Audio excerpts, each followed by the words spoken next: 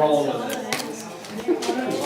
This is an order from here. Good evening, everybody. I'm going to call the meeting to order. If we could stand for the pledge, please.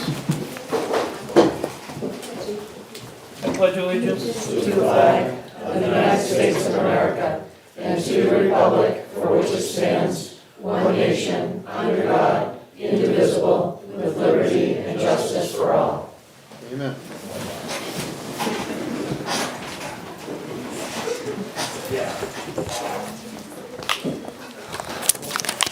We only have 4 paper checks this week, so I'll read those. Carol Bellevue, 125, Richard Chamberlain, 200, Linda McDonald, 200, and Charles Williamson, 200.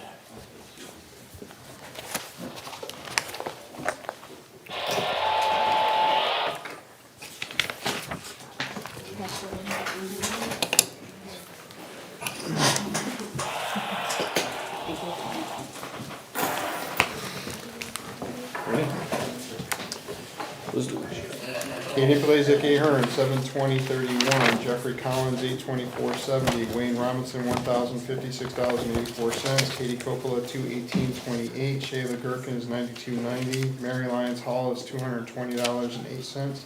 Janice Weirs is 838.28. Kiki Dowswell, 729.65. Marley Beltry is 55.41. Joyce Keegles, 565.57. Jillian Benedict is 609.69. Karen Clements, 1,326.18. Heather Haggett is 359.37. Tamara Peak is 797.98. Daphne Wass is 843.96. Jason Gagnon is 110.82. Andrew Gray is 672.57. Kaylee Warwick is $200 even. Kip Kaiser is 834.31. Thomas S. is $226.26. Joseph Bird is $1,110.43. John Bryant is $1,114.37. Adanar Charnar is $190.93. Keith Culligan is $453.85. Alexander Hall is $272.72. Julie Levante is $517.25. Timothy Levante is $55.41. Barry Levine is $254.89. Nathan Richard is $1,054.90. Katrina Tennant is $745 even. Trevor Whitby is $1,310.99. Kendra Brackett is $581.29. Justin Doty is $976.66. Robert Gagnon is $610.02. Matt Kelly is $1,946.82. Kevin Nealon is $1,502.64. Robert McCon is $526.83. Justin Moran is $1,074.72. James Saltzman is $245.36. Chris Spitaleri is $1,083.31. Josh Turner is $315.29. John Ventura is $1,499.50. Jeremy Worcester is $1,130.74. Jared Wright Ward is $847.46. Total direct deposit, $30,724.54. Combined total of $31,449.54. We had a half-hour overtime at the highway. Fire chief disappeared just in time. We had 48 and a half hours of overtime in the fire department. And 26 at the PD. Why were we so high on fire? Is it because of that accident? Doesn't matter. They're short staff, they had shift coverage.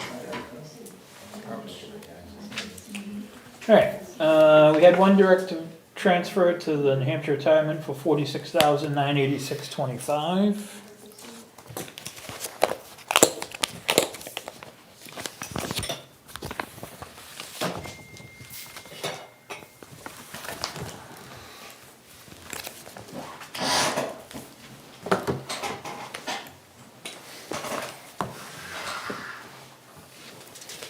Ready? What is this for? That's just retirement. It's just the transfer. Oh, okay. The retirement numbers. Alright. Airgas 6750, AT&T 335.38, Bergeron Protective Clothing 1085.31, Caden Blazek Ahern is $42.99, Block 5 is $1,064, Kendra Brackett $75, Car Parts of New Hampshire or of Epping is $26.34, Casella Waste is $32,971.97. Center for Occupational Health is $132. C&M Cleaning is $1,770.01. East Coast Emergency Outfitters, $210.50. E&J Auto Parts is $183.02. Emmanuel Engineering is $1,023.56. Epping Car Wash is $122. First Light is $173.36. Formax is $40. Teresa Frank is $60. The generator connection is $605.68. Hartman Oil is $1,675.24. Hartman Enterprises $222. HLF Industries is $399.27. Katrina Tennant is $253.32. KG Blood and Sons is $375. Liberty International Trucks is $178.50. Robert McCon is $75. Medical Business Services is $1,101.09. Mitchell Municipal Group is $3,429. Nathan Richards is $45.98. New Hampshire Association of Fire Chiefs is $16. New England Vehicle Outfitters is $163. New Hampshire Building Officials $50. Treasurer State of New Hampshire is $75. North of Boston Media Group is $77.96. Quadient Financial is $1,003 even. Starkey Welding is $5,420. Street Cop Training is $249. Josh Turner $75. UniFirst Corp is $63.40. Valak is $211.45. WB Mason is $220.91. Thomas Reuters is $93.78. Jeremy Worcester is $75. Daphne Wass is $106.25. Total 55,642.77.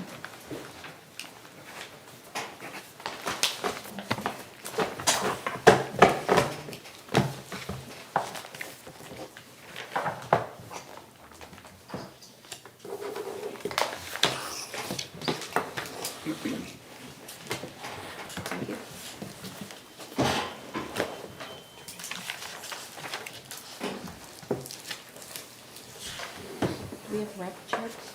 Yes.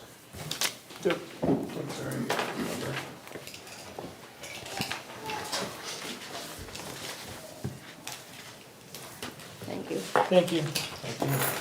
Motion for the consent agenda? Do I have a second?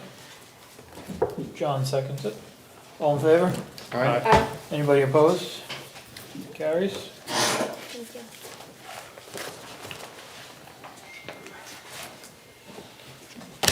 Just a note, Sean and Haley Estelle of Lyford Lane, they're the owners of Elite Pressure Washing. They graciously pressure washed the town hall free of charge this weekend. Nice. It's white. It's white again.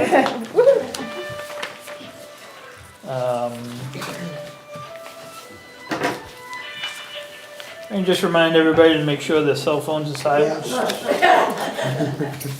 Not mentioning any names. Can you do Dexter before you open the town meeting? Sure. What's that? Dexter, you wanna come up and talk about, mini splits? As soon as I can get by. Can we do the next one? She's here. Yeah. Dexter Swayze, 42 Old Gordon Road. I'm president of the Brentwood Historical Society. I read in the September newsletter about the air purifiers. That'd be great, because we are in a town building. We're occupants in a town building. But I also noticed that the library is getting a mini AC unit. Well, Wow. the Brentwood Historical Society building, no windows open in that building at all. And I brought you some pictures. We had issues with, here's number one, that's an 1800 skirt that has mildew on it, a wool jacket that has mildew on it, and a veneer piece of wood that has mildew on it. I spoke with our board last night, and we're all in favor of, like, hopefully we could get one, but I'm here to ask for consideration as a town building to try to get a mini unit for the building, to use it for, oh, I also want to mention that the August open house was horrendously hot in there. It was unbelievable. It was almost uncomfortable, so uncomfortable that it wasn't even worth being open and stuff. So, but the unit could be used for us to help to take care of the artifacts that people have donated, and that's part of our mission, with a dehumidifier. And then also secondary supplement would be the heat factor. In the upstairs Grange room, there's one, I don't know, it's probably maybe 8-inch square vent that comes up there for that entire room. So there's no heat up there. That could be used to help to kind of just warm a room up to, if we have things up there, and that room is potentially going to happen for that. But it's the dehumidifying, not so much the air conditioning, but also just even some units just have a fan on it, so it could circulate air and stuff. So I'd like to request that be some consideration for that town building to also have mini units. I'd be okay if you got some numbers for us and we can put it through in the '23 budget cycle. Okay? Could we use, is there any impact on us, Sean, or nothing? Not for the Not for building. the- You'd have to come out of the capital reserve fund for building maintenance. What does that building have now, just heat that goes through the Oh, vent? and that's the other thing too, when we have a speaker downstairs, what we have is forced hot air, and when the furnace comes on, it's embarrassing. You cannot hear what people are saying and stuff. In fact, I've gone over and I've whipped the thermostat down to try to turn it off when people are talking and stuff. So, it would not be used for, the units wouldn't be used for heating, but it would be a supplement to kind of just at least warm it up if we were having it. If you went there 2 hours beforehand and just enough. For like events and things like that? Yes, not all the time, no. And I think the, like I know the splits can work in reverse for heating, but it's like, it works out well in like October before the heating season really starts. And same thing in the spring, it kind of just takes off that chill. When Yeah. you're not really gonna maybe use the furnace so much, you can utilize Oh, that. yeah. And we work up there upstairs, even in the wintertime and stuff, and it's just bitterly cold and stuff, so it's just a consideration, so. And then as far as the mildew, there is a product out there, you can look it up, it's called aseptic. And it can be sprayed, it's non-toxic, they use it in hospitals and stuff like that. And it'll actually can probably help the mildew factor that you have going on in some of those fabrics, Okay, where it'll kill the mildew, sterilize it, but it won't stain it, color it, stuff like that. But it's okay. called aseptic. aseptic, okay. Yeah. So usually you can get a gallon of it, like Soil Away is one of the mitigation contractors, they sell that stuff, so. Okay, And Dexter, I don't know if you've Yeah. talked to the library folks, but Janice had priced out, had a couple different competitors and brought us a couple different bids, and Revision locally had the lowest bid. So just kind of keep that in mind or check in with them, because they just did Yep. this not long ago. Yep, the yep. Bid process. So you would like me to maybe go to revision and get some info on? Yeah, if, Okay, like, At we least, did, what, we 2-3 did months three, ago? we did the 3 people in town, well, 2 people in town and 1 out of town. It's a So, E-Pro revision. I think 3, I think. the library did Revision, Mackenzie, which is out of Newton, and I think Heat Pro, but there's a few in town. okay. Yeah, Diamond Mechanical. Yeah, they- Heat Pro Diamonds are in town, Revision, but it's gonna be different than the library. Yeah. Yeah, It's gonna be different than the library, because you'll have different needs of, Yeah. right. Square Yeah. footage and just what you need to. Yeah. But now we have nothing. There's nothing. Right. So, okay, Okay. that's it. You guys don't even have a bathroom over there, do you? No. No well, no. Well, we do have a bathroom, but it's kind of like a main camp. It's the composting toilet one and stuff, so. Yeah. No running water. Yeah, No, you no don't water. have running water over there. and you- No. I would, I'll take a mini split before we go. Maybe you can go for a while. maybe you can capture the condensation from the mini Ew. split water. All right. Thank you much. Thank you. I got stuff. Chief, we're gonna bring you up now to talk about South Road, and then everybody that wants to leave and doesn't wanna listen to department heads can leave, and. Okay. All right, so you're all aware that we had a serious motor vehicle accident a couple of weeks ago on South Road. Ironically enough, a few months prior to, given the amount of accidents that we've had up on Heavenly Dawn, it's no fault of their own. Simply a location issue, I had reached out to the state to start talking about the South Road intersection. I have some experience with this. It does take a lot to get the state to change intersections in any manner. But nonetheless, and then obviously we had this tragedy happen, and discussion started again. I think you know that there was a petition that went around town through Mr. Canty, submitted that to the state. I spoke directly with Bill Lambert, who's the chief engineer for DOT. South Road is on their radar, I can tell you that. To what extent, I wasn't really sharing that. I think I forwarded you folks the emails. Within that email too, and I didn't realize that the state had done this in as many locations as they did, they're able to monitor speeds at certain state roads. And if you did, I don't know if any of you got to play around with that attachment, or that link rather, I was pretty surprised. The speeds, the average speeds in that stretch are not what you would expect given the straightaway. They're having the donuts and then prior to South Road. So the speeds are about average, between say 50 and 60 miles an hour, which is not ridiculous, but you have a dangerous intersection. You would hope they'd be a little bit lower there, but they're not. I can tell you in that particular accident, after the investigation, speed was not a factor. In my opinion, one of the leading contributors to that was the intersection itself and the layout of it.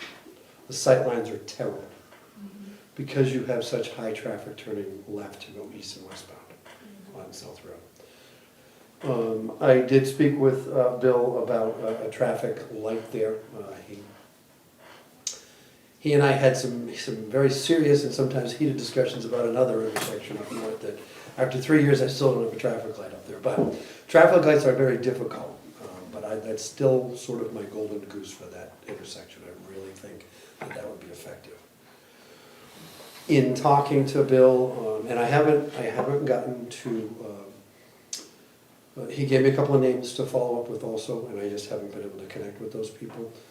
So the golden goose would be a traffic light there. What might be more realistic in preliminary terms is possibly turn lanes with some, they have, rather than blinking yellow lights, because we found that, well, they found over the years that blinking yellow lights are just a blinking yellow light. Nobody pays it. Before you know, I mean, they'll see it initially, and then before you know it, it's just another telephone pole to pass by that you never realize is blinking. Perfect example is the one down at Marshall Road, or 107 in Kingston. Nobody pays attention to that. They go fast. Anyway, what they do have, and if you travel south on 125, you'll notice there's an intersection, and it might be in Barrington or maybe just north, I don't know. But as you approach a traffic light, that's a blind traffic light, there's a blinking yellow sign that blinks only when that light is turning from green to yellow to alert traffic, hey, you should probably start slowing down. We talked about a similar apparatus here where it would alert folks on 125 when somebody was approaching the intersection from South Road. Not a bad reminder, hey, there's people approaching intersection, maybe slow down. They found that type of a device is more effective. So there's a possibility that we may have turn lanes in some sort of a signal like that, or a traffic light, or any combination thereof, but it is on the radar. It's just that with the state, things are slow. You've got to do traffic counts, crash studies, traffic studies. But all of those, that process has begun. And unfortunately, when you get an incident like this, it brings light to it, and sometimes it ramps it up a little bit. You hate to have a tragedy be the result of that, but you know, as I spoke with the victim's wife, you know, it doesn't exactly bring closure to the family, but at least gives them solace in the fact that maybe that was the catalyst that made a change at a really bad intersection. So there's a lot going on with that, and I'm going to continue to stay on top of that. But no immediate changes can happen on any state road like that. There's just too many considerations. Is there, like, you know, can we put, well, we can't because it's state road. I was gonna say, can you put signs saying caution, dangerous intersection, but we can't because it's state road, right? Very, very particular about signage on state roads. Very, very. There's actually statutes that govern that, so we can't do anything like that. Any expectations in terms of timeline? Well, I'd hate to say, well, within a year we'll have that. I would hope that there would be some changes within the year, though. I really would. And that might seem like a very long time to some people, but it's actually not in DOT standards. Because there's so many considerations that go into that when you think about all the horrible intersections in this entire state. You know, there's a lot for that department to process every single day. You know, I did a training recently and was part of state police, and traffic accidents and fatalities are actually up in New Hampshire right now, unfortunately. So you can imagine the resources that's pulling all around the state. And, you know, so here we are, Brentwood, and yes, we are important, and it's important to our community, but they do have a lot. And I'm not defending, I'm just saying it is what it is. Would it help, and I don't know if fire chief have you guys worked together as far as reaching out, or does that help or not? We haven't done anything on it yet, and I think Melissa's here too, and we talked about working in coordination with possibly her and trying to coordinate our efforts so we're all rowing in the same direction.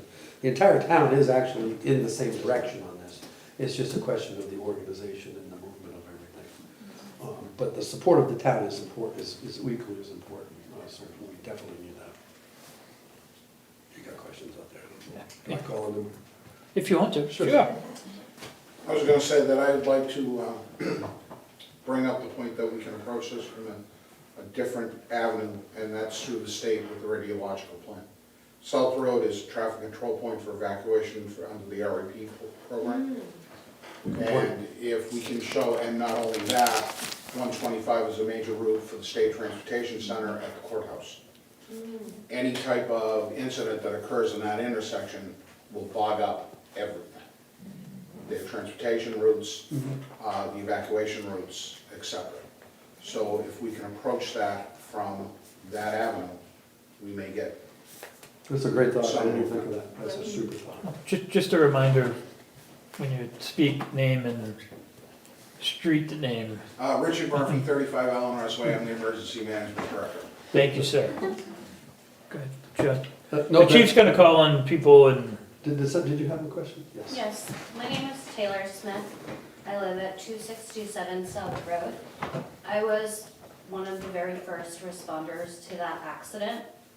And I also live on South Road. I've been in touch with the family. The family is doing what they can at a state level. It sounds like they may have some ins with executive council, so that may move things along. Beautiful. However, from my perspective, it is, I believe the speed limit on South Road varies between 30 and 35 miles an hour. And routinely, I know people are going way faster than that. In addition, it's not supposed to be a through trucking road, and I can tell you that there's a certain concrete company that uses it as cut through. So, after witnessing this accident and thinking about it, and thinking about the family, because the family, I've also been in touch with at least 15 family members because they wanted to know what the man's last words were. We don't control that intersection, and I understand that, but we do control South Road. So is there any possibility on South Road to do a couple of things? The first thing, put some speed bumps there. They stink, but I don't care. I don't want to honestly take my shirt off in the middle of the road to put under another man's head. The second thing is, I don't know if we control the the stop sign at the end of South Road. If we do, what I would really like to see is a change. You know how they have those flashing stop signs? I think that would have made the driver more aware when they were crossing the road. This was a senseless tragedy, and it's come to my attention that it has happened not once, but many times at this intersection. We cannot control the state, but it's time for us to control as town members what we can, and that is South Road. So I respectfully request for those opinions and recommendations be considered going forward, because honestly, the last thing I want to offer And I know this is a public forum, but my family is actively considering moving from South Road. We have 3 young children who have been providing the background noise for this meeting because I'm too scared to let them play out in our yard. And I found out that a certain business at the corner of South and 125 is now moving to Kingston because that intersection is too dangerous. And they chose not to expand that building because they don't feel comfortable. They hear all the screech, all the noise, everything there, and they don't feel comfortable having their clients in that business anymore. Thank you. Thank you for your input, I do appreciate it. And all of those are very valid ideas on how to control, from our perspective, the town's availability on our town roads. I wasn't aware that there was a particular company using this effective, but we will take notice of that, I promise you. Yeah, that became apparent, they just signed papers today, so I'm not certain that's widely known. Yeah, so, and I can certainly, talk with Wayne a little bit more about South Road and the selectmen about how to approach that, if that's actually something that we want to take on as a town or in conjunction with the state. Because the last thing we want to do is do something that we think will be great, but then the state's like, you don't realize what you just did. And given that it's such a busy intersection, we want to make sure we have all the players in place. So, but I appreciate, those are great ideas. The final thing I'd like to offer is it also came to my attention that Brentwood does not have a representative on the Rockingham Planning Commission, which also helps push these things through. I can personally say that I do not have bandwidth to volunteer for that job, but if somebody would volunteer for that job, I would be eternally grateful, because we do need to make definite changes, and without a voice on that planning commission, that's one less avenue that we have to be heard. I'm not 100% positive about this. We can check on this, Taylor. But I think Stephanie Beaver-Kizza may have very, very recently been appointed to the RBC. So I will confirm that with you. Perfect, thank you.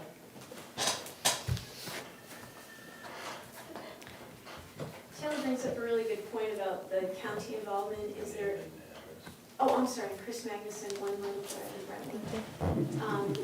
She brings up a great idea about, the state, the town, but the county, the emergency management routes and all this other stuff. Is there some way that the county can also interface in this conversation in a big way? Because we handle so many different things, from the courthouse and the traveling and all this other kind of stuff. I mean, is there a county commission, which I'm not sure if like the place to start, because I think it's elevated, but directly to commissioners and just we need to state, at the top of the list. The county would, like, regional plan by the county.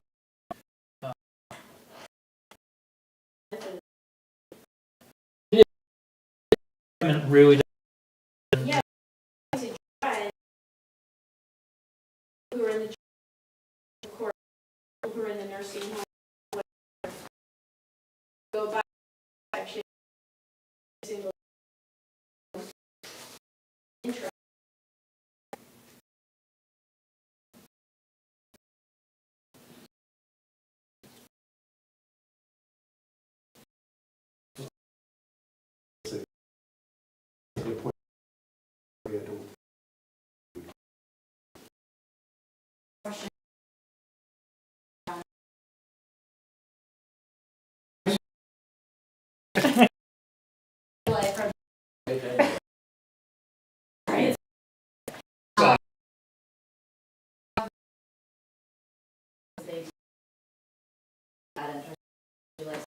And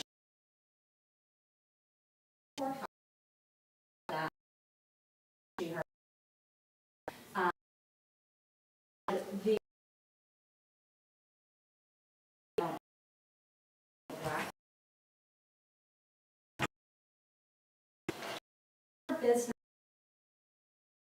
vicinity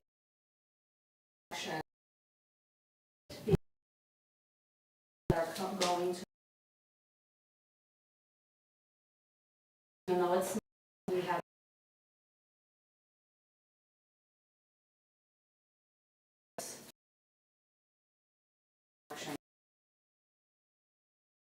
if there was employees that travel within that vicinity, which is not that far from the intersection, if that is something that the state would look at saying, hey, we have people going to work in these things, they need to put a stoplight in there. When the state does these traffic studies and impact studies, they actually look at all of that. And they actually look at a much wider, they would look down both sides of South Road and pretty far up and down 125. Okay. Because when they looked at the courthouse development, they actually looked at lights all the way as far as Middle Road for that, so they go quite a ways. All right, okay, I just wasn't Yeah, sure. no, it's a good point. Hi, Taylor Smith again, same location. I am not content to sit in a room and talk about this, so I would like to know what are our next action steps and who are the point people that I can follow up with or other town members, and because it's not okay for us to talk about it in a room, we need to do something about this. Well, I mean, you can always start with your state reps, that's always a good point to start with. But, you know, the petition that went out went directly to the Department of Transportation, that's another good start. And I mentioned Bill Lambert as the head engineer, also the Rockingham Planning Commission, who I was referred to, who was CC'd on the emails that I traded with them. I'd be happy to share those names and email addresses with you as well. And as far as a town point person, the chief had already started running with this, so we're Yeah, I'm sorry. leaving him as the, Perfect, that's who I was Yeah, asking. I'm sorry, Who you I could follow certainly up come with and in see this me. room Yeah, to that's- say like what's going on, because Yep. I never want to see that happen again. But again, like I said, I agree to cut you off, but the voice of the town matters as well. Yeah. So if the rest of you sitting in this room, if you ever thought about sending an email or sending a note or whatever, now's the time to do it. And to talk to neighbors about doing it, because voices are heard, not just one voice, but voices. Really. Thank you. Rick, you said you had a meeting coming up with, Yes. So I meet with my, Richard Murphy, 35 Elementary Way, Management Director. I have a meeting with our state liaison on Tuesday. I will mention it to him and see what avenue he thinks I should pursue. But the radiological plan within the Seabrook EPZ is based on evacuation and traffic control points. Those traffic control points are set up in the point of an emergency for evacuation purposes. Every drill cycle, we are tested on an intersection being gummed up, and we have to work around it. So these are the similar things. With the state transportation center being located within the courthouse, that state transportation center is responsible for getting transportation resources out to the entire EPZ. If that road is blocked, unusable, et cetera, it's going to affect greatly on how they're going to evacuate people within the EPZ. So I think it may be an avenue to at least pursue, to say, hey, listen, this intersection is a really horrible intersection, we need to do something about it, and see what their recommendations are. It's something I can pursue. it's a good job thinking outside the box on that. Yeah. Yeah, thank you. I have a question. Who is in charge of, I guess, determining whether at these intersections there's, visibility issues? I'm thinking about temporary signs for campaigns, temporary signs for business, a yard sale.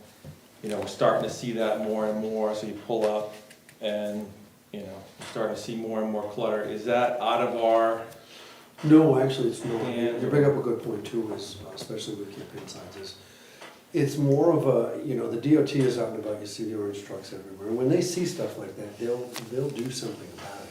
But it's also a self-policing issue within the communities. If you were to come out of Middle Road and see nothing but signs that are 10 feet high, we would mention that, because they, they don't always see things, but part of that is self-policing those types of signages.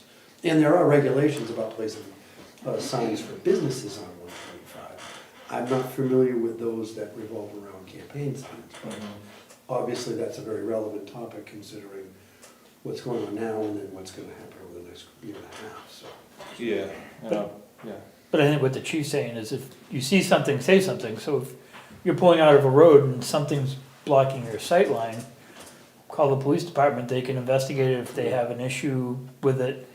They can call DOT and say, Definitely. hey, we want you to come look at this. You may have to pull it and put it in your pile of Yeah. signs. Even in the best of circumstances, I think sometimes, because intersections are such a great place to get seen, again, whatever you're trying to, it causes a clutter, to the right, to the left, to that corner, especially like South Road or Middle Road or whatever. And there's a lot of things to get distracted with besides paying attention to traffic, even if it isn't blocking your line of sight. So it's just something I thought in the context of being safer. By the way, have you discussed, released to the public how the accident happened? Are you allowed? I'm not really comfortable with sharing the exact cause of it, only because it is a civil issue right now. There's not gonna be any criminal charges, I can tell you all that, but I'm not comfortable with discussing that, because that's 100%. really, we only release that right now to insurance companies, and we would protect that even under a 911 request. Right. I thought about what you were saying about the stop sign lighting up too, so we won't get into it, but maybe for future, just talking about some of the factors that come into play there. But Wayne, the stop signs are the state's responsibilities, right? All the intersections, 125, and actually all the intersections on 111A belongs to the state. Chris? The selectmen, or in the Brentwood newsletter, put the email address that concerned Brentwood citizens could write to the state, and could we have like a little, like a highlighted box or something that says, that your emails and your support are needed for this, to really have it jump out? That's a good idea. I'm happy to share it with you, both, and you guys have it in the email chain. It wouldn't be until the next, 'cause We missed the can cutoff. put it in the minutes of this meeting, and then whenever, we'll ask Karen to forward it to the newsletter people. Be for November. it's a good point, though, and things like this is part of the reason why the communications committee is set up too, to try and improve the way we get information out, so you can just go to one place for something like this. Do you have it on the town website right now? No, but I can add it there on We the can put it on homepage. there. Yeah, because I don't do Facebook or anything, so Any other questions? I am. Great, thank you, chief. Thanks, Chief. You coming back up, or you not? No, he's got to do budgets. All right, we'll get the budgets underway, and then we'll go back to the rest of the scheduled fun. Mr. Chair, do you do public comment at the end, or do you do that? Yes. Okay. So October 4th will be emergency management and legal, so we'll bring our emergency management director to the table. Yay. Good evening. So presently, within the last year, I've already submitted my budget to Karen. There'll be no changes in the present emergency management budget as I foresee. As I do every year, I remind the board that our budget is based on initial response to open the doors. There is no way that you can plan a budget for a major emergency. So we have enough money set aside within our budget. We've never gone over our budget. In fact, most of our budget usually refers back to the general fund at the end of the year, and pretty happy with that. The money is also set aside for any emergencies that may come up as far as emergency repairs to generators, facilities, radio infrastructure, things of that nature. So we try to have at least the beginnings to take care of those issues as they arise. We've completed our emergency mitigation plan. According to our vendor on that, we are second in the queue to have that finalized, but all the meetings were held and the plan is complete. By the end of the year, we hope to start working on the emergency operations plan to update that, but we're still held up by, June. So hopefully we'll get that underway as well. As I mentioned, we will be meeting with our liaison. We meet quarterly to go over all of our equipment within our emergency operations center, which is located at the fire department, if you're unaware. And we will go through an inventory to make sure all our equipment is up to date and the equipment is there. We completed our Seabrook emergency drill cycle, 2 practice drills and a graded exercise with FEMA. Brentwood passed with flying colors. There were no deficiencies at all. But I will also be meeting on Wednesday of next week for the Seabrook Summit, which is also a quarterly meeting of the towns within the EPZ. We're hoping that we will get information on why the sirens were sounded and their explanation for that particular mishap. We will also be getting any feedback from FEMA on the last drill cycle. So. Any change in revenue? If we have new board members that may not realize that you have Seabrook actually Correct. contributes to your budget. We get $8,500 per year from Seabrook. That allows us to manage our plan, administrative costs, any equipment that may fail during that cycle. It also allows us to, if we wish to encumber some of that money in the line item for laptops or phone equipment or TVs for the EOC. So we have that money available. We've also used that money, and Karen, please correct me if I'm wrong, for signage. We bought a lighted sign through there, and we hope to purchase another one of the large road signs, which has been used for voting and can be used in emergencies to direct people where to go or what to listen to. Any questions? Thank you, sir. Any questions? Question. Sure. With the energy supply chain, there's some major energy supply chain issues going on. This is my field, my professional Sure. study. And do you have any fuel tanks, any additional fuel tanks, diesel fuel tanks, or is your department responsible for the fuel in the event of an emergency? We have agreements in place for propane and things of that nature in an emergency. Power failure for our generators and things of that nature, but that only applies to infrastructure. So our emergency operations center, the rec center, which would be used as a warming and cooling center if necessary. We do not have the means right now to shelter overnight because that particular building is not ADA compliant. So we can only use it as a warming and heating shelter. The main shelters would be regional, so Kingston, Exeter High School, et cetera, et cetera. But as far as fuel goes, we do have an agreement with, they've changed their name 3 times. The propane place up the street. Oh, Suburban, Thank you. What is it? Suburban. Suburban supplies propane in an emergency for our generating system. So that's where we're at with that, unless you had any. Yeah, we're starting to see supplies of all fuels in New England are at all-time lows. Right. So unless you have a supply contract or unless you have a storage tank, if there is any type of an emergency or there's any type of, extreme cold weather type of disaster, unless you have an actual contract, supply contract, so you might have the ability of having a relationship with a fuel provider, but if you don't have an actual supply contract, or if you don't actually have a physical tank where you have your own storage, this is gonna be the year to look at this. Right.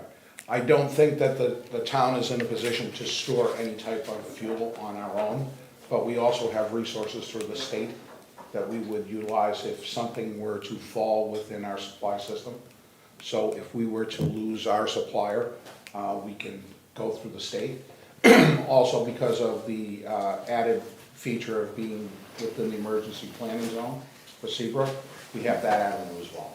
Suburban just nationally has been having some issues, just as an FYI. And Appreciate again, a lot of these dealers also supply state governments, so if you think you're safe because the state's gonna have your back, could be the same supplier. Well, unfortunately, and that's the issue with emergency planning, you throw everything up against the wall and see what sticks. When we had the ice storm that wiped out pretty much everything in the Northeast, we were having that truck in. So, you know, we have to take each emergency as it comes and go with our procedures and do the best we can. I don't think that we have the ability or storage to store our own fuel for the town. Might be something to look into. Thank you. Karen, thank you, Rick. Thank you. Thank you. And we only have emergencies when Rick goes on vacation. That's so right. As long as he, When's the next cruise? I'm leaving in about 5 minutes, the earthquake should hit any time after that. That was true fast. It's happened before. also on October 4th will be legal waste and disposal. That's kind of funny, those are all grouped together. Karen, any updates on? The waste collection, well, the legal budget is near exhausted this year, so I will anticipate increasing that budget for next year due to various code enforcement issues. And the waste collection and disposal contract is slated to increase by the 4% escalator.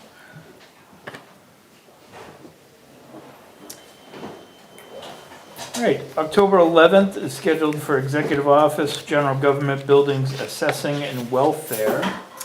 So I will be increasing postage rates based off of the increase in costs that we've received this year. I'm going to work on putting together an RFP for the custodial services at all town buildings. Assessing, I don't anticipate a large increase, and welfare, Sue Benoit is likely looking to retire, so we will be looking at trying to find someone to fill her position. And she services a few towns, right? She does, I mean, she's slowed down, she does Southampton and Nottingham still, but she'll be, I mean, she spends most of the season in Florida, so she does everything for us remotely. So anybody looking to become involved in our welfare agency can see Karen. The 18th is going to be, if you guys have any questions while we're going through this, just slap me. The 18th is Conservation, Code Enforcement, and Cemetery. So Concon, Mr. Stevens, would you like to come to the table? Only if I have to. You have to.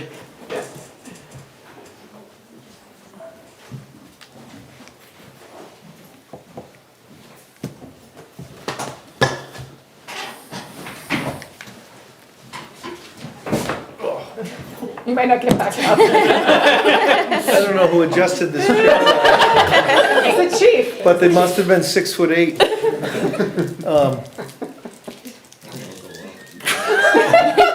That's like a little kid sitting down. That's like I want to get in a little To stool. intimidate you. Comic relief moment. There we go. Oh, That may be the chair that just goes down. No. all right. Yes, sir. Expecting any increases, decreases, level funded? No, we're not talking about the bond right now, so I think we're gonna be level funded, as we see just now. We're way under budget and expenditures this year. Can I mention the lawnmower? So, we're gonna procure a lawnmower to maintain trails, because it just makes sense. The trails have specific needs that existing town equipment doesn't really meet that well. So, we're gonna shop around for a ride behind a lawnmower. It's a brush hog, is that what you were talking about the other day? I'm not really sure what a brush hog is exactly, but yeah, it's something to mow, a field and brush mower that you can sit on. And that's because, I have a walk behind mower that I mow a farm up in Maine with, and I like it, but it's a lot of work. It'll beat the crap out of you using it. And, some of the folks on the Conservation Commission, spoke up and said they'd like some, they'd like to consider a ride-on mower. And I'm down for that if we can afford it. So we'll be coming to you in the near future for that expenditure, probably next month, actually. We'll have a meeting in October and make some decisions and then bring it to you. We might not make, I don't know. I don't know if it makes sense to make the purchase this year or not. I haven't put too much thought into that. I think we want to do it in this year's budget, and inflation is rampant. At least at my house. So I want to just make sure we get it before it's costs an arm and a leg, or there's supply problems. We might not be able to get it. And at the end of the season, you may get a Good deal deal. because it's the end of the season. Good point. Yep. Do you have a place to? Do you have any equipment now, would that be the first? It would be the first ever. I've talked to Wayne about a place to store it, so we've dealt with that. I think we will, if you have questions, I would love to get them, first of all, because I would like to answer them before I come, which is ideal, and they're welcome. But we're thinking it all through right now, and getting pricing. So, which I'm going to try to prepare a little RFP, or request for quote, from several different suppliers. And I think we need to, do we need to publicly advertise that, or can I just get 3 quotes? You can get 3 quotes if it's less than 5,000, if it's gonna be under 10. If it's more than 10, then you'll need a formal RFP. Okay. So I'm not gonna write an RFP if I don't need to, because I have other things to do, but I am gonna get at least 3 quotes. I'll probably get a couple in here in town. No, I'm sorry.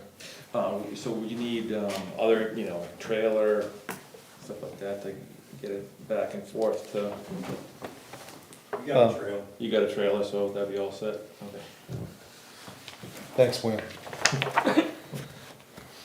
Yep. So we're gonna make sure we have access to that. I don't know if anyone else has anything. I know the brush hogs, is what the utilities use, among other things. It's pretty, I think, might be a pretty significantly different animal than what you're thinking of, but I guess we'll see. I haven't looked. I know this walk-behind mowers work well, but as I said, they're just a bear. I'm not a small person, and I'm literally beat the crap out of them. You're talking like one of those DR walk behind types? Yes, something like that.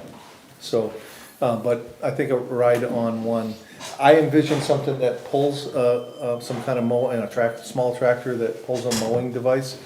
But I don't know, and price is gonna be a factor. We're not gonna, blow the budget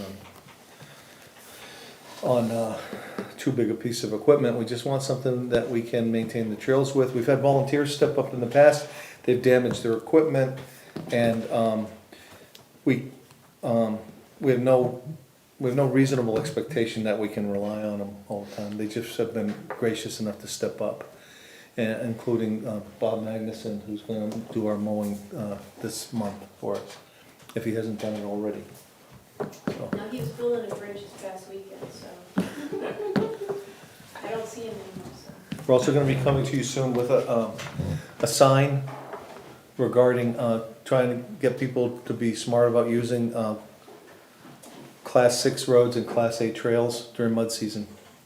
We want to get people to wise up. Yeah, they even had a mudometer? Yeah, What it was called? I think it's going to be nice.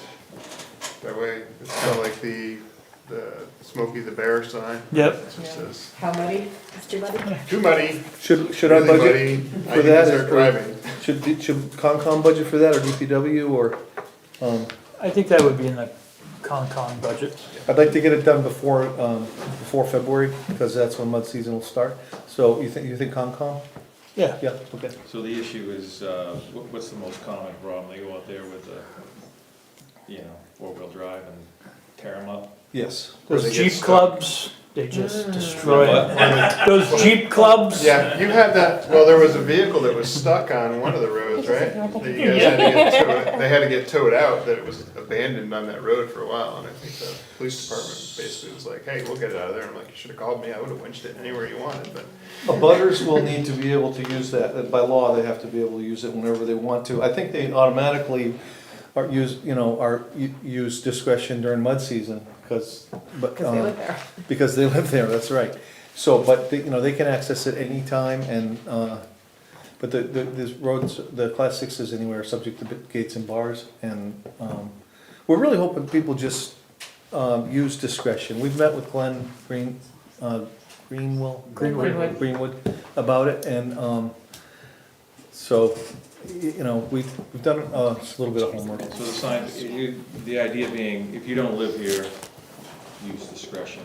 You don't need to use the road. You're just back here for recreation. Don't tear it up, that kind of thing. And I know That's most Jeep clubs, like I know, I belong to like 7 different Jeep clubs. There's a website and a program that they have called Tread Lightly, and we tend not to go off on those. You get certified in being, treading lightly on those trails, especially during mud season. Because otherwise, if I go through it with my big tires, I'll bore a hole. Someone's gonna tear it in there, so it's not worth it. That's good stuff. So I'll come back and report the details. Thank you, sir. Thank you. Thank you. Kip back there? Kip, code enforcement? Are we gonna be talking about anything besides the budgets No. Well, henceforth? We got a couple pages of we're it. gonna talk about some air purifiers. And I think that's about it. Business occupancy registration. Yes. Kip's gonna talk about business occupancy. Yeah. Did you see this? So for those of you who don't know me, I my do name not. is Kip Kaiser. I'm your building inspector, code enforcement, and maintenance facilitator. And budget-wise, year-to-date for permits, we get about 340, which typically in past years, we've been hanging around 280, under 300, so moving right along. More than I thought with this year. Revenues that have been brought in from permit fees are 78,782. The budget itself, what was that budget? It was 68,468, so we're actually, we topped the budget amount set. The only portion, the only line right now in the budget that looks like it's gonna go awry is I have a line item for electrical inspections, which is supposed to be kind of a paid inspection and the money comes out. And last year I allocated 4,800, we didn't spend it. I kept it the same this year, and I'm already outlaying over 5,700. However, the permit fees have been brought in from that same inspection or permit of 9,600. But it's gonna be a hole in that budget because of it. So what happens is even though it's budgeted, the permit fees go into the general fund, so Kip looks like he overspent that line item, but It's even down. Balances out. When the end of the year comes out, there'll be money going back into the general fund. The other thing that happened this year is 2018 building codes for the state of New Hampshire. They adopted the 2018 codes, 2020 electrical codes, and so on. So that's a whole raft of new code paperwork that has to be purchased. And I think I have enough to do it between this year and next year. There's approximately another 4 months or so left before the code changes totally. There was a 6-month leeway, so I think we'll be all right there. Other things, code enforcement wise, I've acted on 17 complaints. Some are in the court systems. Investigated, I don't have a tally, multiple complaints. So that's been active. And for projects this year, we had new carpet, we had new doors at the BRC, some RFPs. We have a highway garage and office being constructed as we speak. And that's what I have for you right now. And I'll look at, every year I look at what I think is gonna come and the number of developments that have been put into town and what you think is gonna sell or not. So it's always kind of a guess, but so far we've been averaging over the past 6 years on top. Any questions about Kip's budget? So we're gonna sidestep a little bit, and a while ago, Kip proposed the business occupancy permit and registration form, so I'll let him talk about that while he's here, that way he can go home. Okay, so, everybody probably has in their packet a copy of a business occupancy permit slash registration. And basically, it's a form to allow us to know who's in town operating businesses. It's gonna give us some indication of the type of construction of the buildings, how to contact the business owner and or, more importantly, the owner of the property. Right now, unless somebody calls and says, do you have a business permit? And we say no, but I suggest that they speak with myself, the planning board, or the town planner. Some do, some don't, and there are businesses that are moving in and out all the time. So this is a way to kind of keep track of it, and it will help keep police, fire, myself safer in that we'll have an idea of the type of business and if there are any hazards. One of the other things is, previously in 2015 and before, the code that we adopted from the state under section 111 in the IBC requires that any business not operate until they've had an inspection. So we've only been doing it as good as we can. And I think there's some support for it out there from police, fire, anybody? Oh, I think it's a fantastic idea. I think it's been a long time coming, and it should have been done a while ago. You take places like Giganti Park up here, and we have no idea what's in those. And they change businesses on a regular basis, and just to have the contact information and have an idea to see if they're even meeting the fire codes would make a big difference. And not that we're trying to run anybody out, but we're also trying to protect the interest of the towns and the interest of the village, of the business sitting next door to the guy that hauled in the 500-gallon tar tank and set it in the middle of the garage. So I think it's a fantastic idea. Yeah, there are buildings out there that I've run into, some I've seen, some I've heard about. They have things like, it could be a 3,000 square foot building full from top to bottom with batteries that we don't know is there, an example. We're not gonna catch it all, and it's not about trying to catch people. Again, it's about safety for us and it's safety for them.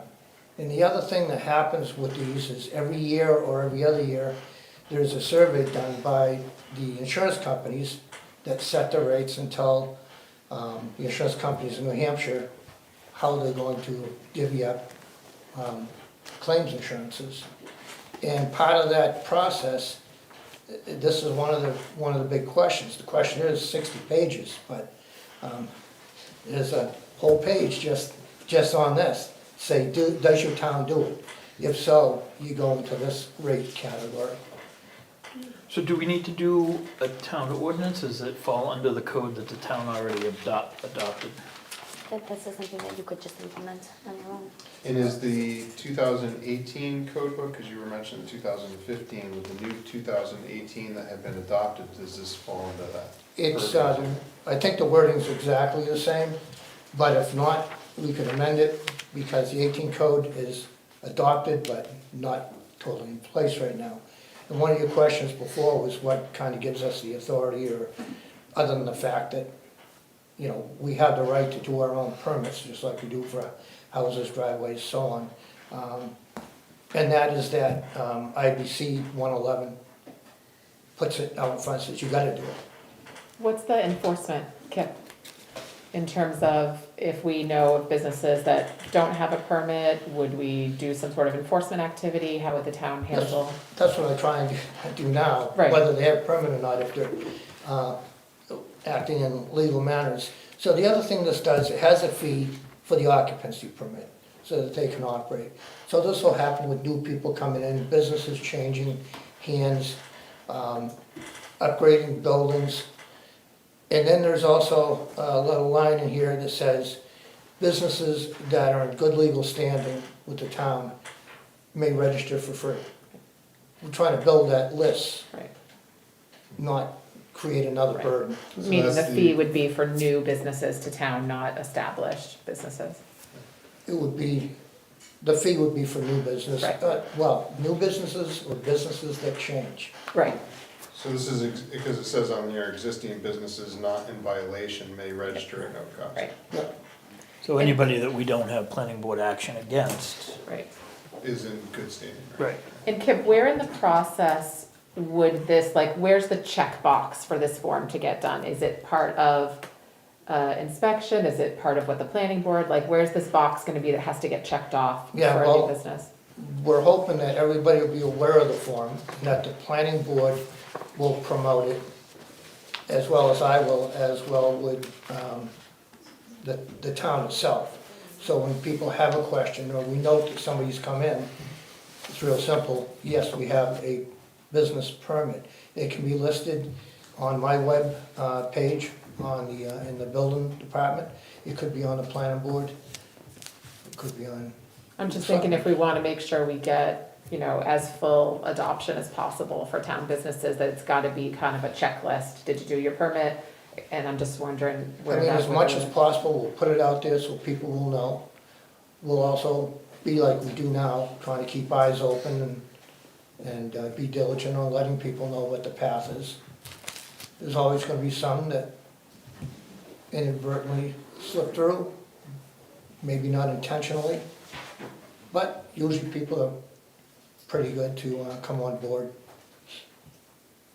How necessary is the $100 fee for new businesses? Cause I don't wanna make it harder for people to, I mean, $100 fee for a commercial enterprise versus a home occupation, which we haven't gotten to yet, but that's another good way to track. I don't think it'll be a big burden. If they go in and they need to put in another electric service or whatever, they're gonna be pulling permits and paying fees. yeah, but I mean, I guess I'm asking, does it really cost $100 to issue a permit? It would offset your staff time between code enforcement and fire. So I'll refer back to Inspection. The Joe, people I time. mean, to Chief. There's a fair amount of time spent in the field, go through and inspect and look at and find safety issues, if there are any. I've got a part-time inspector now, and if I really wanted to push and start doing this stuff, this town can almost use a full-time fire inspector, and I've got one that's part-time. And I'm doing part of the inspections myself at this point. So, is $100 fee unreasonable? I don't think so. So, yeah, so everybody's gotta get paid. It shouldn't be a big burden on the business, I wouldn't think, plus they're getting to stay legal and within the state's guidelines. It sounds like maybe not a whole lot of businesses would have to pay it. If- It's just up and coming. Right, everybody else can get in for free. Yeah. And just to clarify, so if you come upon a business that does not have one filed, what would be the enforcement to get them to file, other than you asking nicely? You ask nicely, you show them the law. Let them know they're in Push what you violation can. of the statute if they don't file it. Right. And if they stay in that same spot and don't make a change with anything, you know, they could be operating for a long time. But most people change something. You know, there's always an upgrade, whether it's a solar panel or, like I say, the service. And that's when you can't get a permit without being compliant. Right, so you could deny someone a permit if they declined to get this. Gotcha. I was just trying to figure out what the Yeah, teeth is in It's it. not 100%. Yep. Russ? Well, yeah, I'm having the same question, I guess, just on the enforcement side and making sure that we're clear on, because whether we can or we can't. I think we got somewhere with that. Sounds like we sort of can. It would just be going forward, like if you wanted to do something, you wouldn't be able to get another permit until you completed this process. And then if you're in a totally new thing, this would be part of your site plan. Right, that would be the checkbox, like you would be required. So I guess that's, like, That's what we need to figure out. that's kind of what I'm grabbing at. You have to be super clear, these businesses who come to Brentwood, they have to pay a lot of money in fees for, like, TEC to come in to check for electrical, for chemicals, for fire, for safety, for KIP. They already have to pay for KIP to review the plans. And so my concern, like, I'm just saying, like, is it really necessary that we throw on yet another fee at new businesses who are coming in to Brentwood? And I guess the second part of the question is, here we're talking in IBC 111.1, use and occupancy. This is an occupancy permit which you already issue with the site plan, right? No. You don't issue when they, No, when the planning board does a subdivision plan or a site plan, yeah. that plan is totally separate from anything in the building. As a matter of fact, it would be great if those plans, because they're paying for SFC or other companies to review them, to know what type of building's being built, but we don't on our site plans. We know there's a building, we don't know if it's 2 stories, if it's got 6 units, we have a square footage only. So there's a lot of stuff that goes unknown, unseen. That just doesn't, I mean, I've been on the planning board for like 6 years. Like, when you're on the planning board, you see Yeah, well, tons of information about the building. if you want, if you have time, we can pull out a couple sets of plans and I'll show you what I mean. There's very few that have that information on them. You Type guys, a lot 1, of times, I'm not picking on the planning board, a lot of times you're approving the square footage. What goes into the building after the square footage is there. I You mean, guys, you don't have understanding and where the code enforcement comes from there, I think is the direction we're going with it. I can turn around and tell you a couple of different buildings that we've done that with, that it's just, here you go, here's the square footage, and you approve the square footage, and there's not exactly what is going into it. luckily, we have the chair of the planning board with us today, and you're sitting right next to her. And I think that she could probably attest that it is far, far greater than just the square footage. Like, how many times in the last few years, Joe, have we had to have conversations about whether or not a fire truck can turn around in a driveway? And we've had to, This isn't the place for the discussion that I really want to have with the planning board. well, And look, I'd be glad to sit in any So, of these planning. so John, just for an example, the last planning board thing I sat through was the development across from the fire department. the development across from the fire department. That. Yeah. So that's approved for like 4 units with a drive-through. 4 units with a drive-through. It doesn't Doesn't say what's in matter it. what's Tell you in those the 4 units, other than the driveway. Well, retail versus, is it wood? but it doesn't tell you what's in I those can put a buildings. I can put a fireworks building in a retail spot, is what I'm getting at. That's just the difference we're talking about. That's It's- what I'm The talking planning board approves what the building is gonna look like and what type of business it can be in there, but, a so retail, there's no certificate of occupancy for any business in town. Well, they get Ultimately, a CO. there's a CO for the building ultimately, but not for the business. I think the So- more of the problem is after the first generation of businesses go through. Yeah, It's when the second generation comes in And this is an update. and nobody knows because nobody inspects it. It's just sold on the real estate market and, the pizza shop moves out and the coffee shop moves in. Or the daycare, or Right. the oil processing factory. I think that's where the breakdown Driveway is. It's sealed with a not, 500-gallon tank in the garage.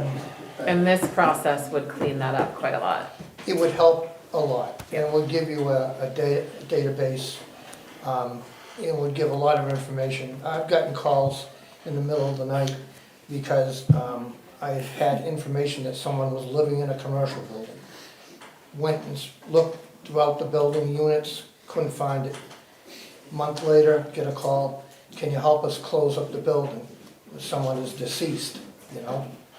And so now you got a business that's open to the elements and people, and there's nobody that they can contact. And I know who owns it, who owns the property. So does does the certificate of occupancy expire when a tenant moves out? Correct. That happens now. No, because there is none. Right now, we don't I just know thought- who I comes thought and there- goes. There's a certificate of occupancy for the building itself, not for the business. Not for the individual units? Right. So this is to patch up what it sounds like is lacking. There's holes. Yeah. I see two questions Yep. out there. After that, I'd like to say something as well. Did you wanna say something first, Russ, or? No, I think Bob had his hand up, and then I think Jim did. Bob? Yeah, Bob Stevens, 60 Northwood Drive. I just wanted to help clarify what happened. So there's a building permit issued for the structure after the plans for the site design are laid out. And that building permit is based on the details of the building, where they factor in ADA requirements, access and egress, fire, all mechanical and plumbing, it all has to meet the code, building code. And after that building permit is issued, that's when folks come in and start building, but they can't occupy the structure until a certificate of occupancy is issued at that point. Then a building, business may move in or change, and they may have different needs, and they may change things inside that building, some of which may be building code related, and some of which may have other safety factors involved in it. So I don't know if that helps clarify, but Thank you. Jim? Lois, sorry, up first. It's just a question, Lois, Lois? Probably Falls Road. the Lois? originally, Lois? Lois Dion. Where do you live? excuse me, Lois Dion, 105 Probably Falls Road. Sorry, this isn't my evening. A question about, I'm aware that we have about 80 small businesses in town. How do you differentiate between a home business and a commercial business without having this form, which you apparently don't have? So how do you determine that? Well, that's a great one. I mean, right now, it's kind of a one-on-one for those that you know. I'm Usually, aware- nobody I actually usually have knows names- unless someone complains about the business. Because I actually have, because I did it for the 4th of July parade, I have a list. I have 80 names of small businesses that I sent letters to. So that there are that many in town, that I know for, And I think right now we're talking about businesses occupied space in a commercial structure, not something in their house. That's what Right, I'm Kim? asking, that's what I'm asking. I haven't looked at the home occupancy issue at this point. That's something we can look at down the road and maybe even I wouldn't incorporate. say, wouldn't I apply wouldn't to mean that. opening, I mean, Right. It's all commercial. you differentiate, it just says small businesses, it doesn't Yeah, say. a lot of towns whether it's do that. home or whether it's commercial. Many towns have the business permit, and many towns have the home occupancy permit as well. So, It makes sense. yeah, And I think, and it's helpful, yeah, that's especially when supporting you've what been you're in saying. town, you have a business, and you've registered that business, so to speak, and Absolutely. then you want to come and register your car, and register it in the business, you can. You know, I'm supporting 100% what you're after, that's my point. Jim? Jim Michaud, 329 Route 125. As a commercial landlord, I totally agree and am totally in favor of that. I do think it's important that the town make sure that landlords are aware of this and tell their tenants, that are leaving and coming in, that there is this. So that is something that should be brought up to commercial landlords, for sure. To let their tenants, incoming tenants know that they have to get this permit. Yeah. You could just put like a little notice Chris. every time you're sending out a property tax. Chris, can you just first wait to be acknowledged by the chair? and Oh, I thought second? you were. Nope. Oh, you're going like this. Sorry, Andy. That's okay. Go ahead, Chris. Just name and, Is he talking to me? There's Yes. someone in the back. Chris Magnuson, One Noble Drive. Maybe just with the property tax bills, there's like a little piece of yellow paper that just alerts them twice a year that says, hey, by the way, we've got this registration and you have to make sure your tenants are letting you know, and if they're not, you gotta let them know. I mean, Simple solution. that's another good thing to do. Again, we're trying to build that list, because we really don't have it, so we don't know who we're sending it to most of the time. So, Oh, when you're sending property tax bills, it's. property tax bills, not necessarily the owner of the business. And some of the properties are in the commercial zone, but they're not, they haven't been developed. You know what, we don't know who's here, I guess that's what I'm saying. Yeah. The guys that are doing it right, we know them. Maybe the ones that are in the commercially zoned areas first to start with, you can identify those. Ms. Leo? Kim Leo, LaBrue Street. Question about the home businesses, because there are a lot of people in town who own home businesses, but they don't operate out of their home, like doulas or whoever else. How is that going to work, photographers, etc.? Because if you're opening this to business registration, they are a business, or say people who do sewing or go to fairs, how does that work? I'll let Kip touch on that, but what I said earlier was that right now we're focused on businesses occupating in a commercial structure. Right, So would apply. That was exactly what I was going to say, is I have not been prepared for the other side of it. Well, that's not true, because I've been working on something for a while. But I'm not presenting it tonight, and I don't have it ironed out. And everything, I try and do things as fairly and equitably as possible. Russ? On the agenda for later was, I don't know if we'll get to it, but it was that I was gonna bring up kind of the big picture economic development concerns that I'm hearing from business owners. And this is all tied together, and I haven't had a chance to even talk to Kit, but I mean, I think the conversation is showing that we have a lot of work to do to get educated and to come up with an efficient system, because what I'm hearing is, the concern of some of the businesses is, one feels like they play by the rules, their neighbor doesn't play by the rules, and getting back to your example, or Chief's example of, next door they're storing God knows what in there, and so I think this all speaks to that, the consistency, and this is a good start.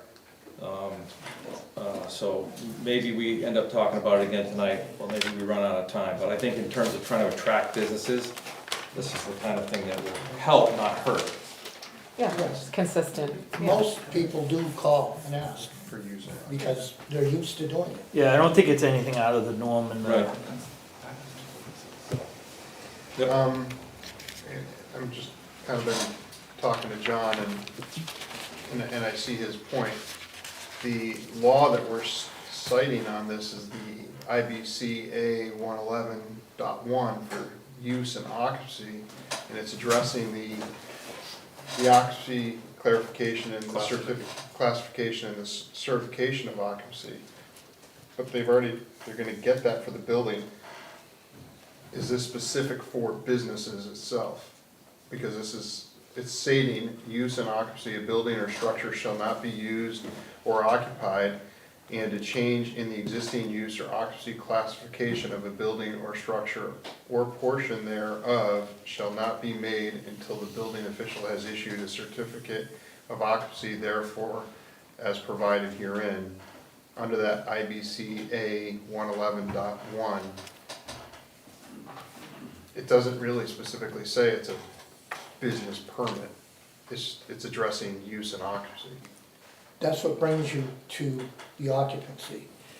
So you read through it like 3 or 4, 5, 6 times, and if that's melding in. But I guess the only other way to say it is you could have an existing building that did have an occupancy permit for the building, and then you changed it from oil heat to gas. You put in a second floor in the building. You know, we do a lot of buildings that are 6,000 square feet, because it keeps them under the sprinkler codes. And then you go in the building 3 years later, and it's 2 stories, and there's 12,000 square feet. But technically, they're supposed to put in, they are supposed to report that to you already. Sure, but. So my problem is, I'm not unsupportive of making businesses register. I think that that's phenomenal, and we should already have that. It's how to make them all register at the same time.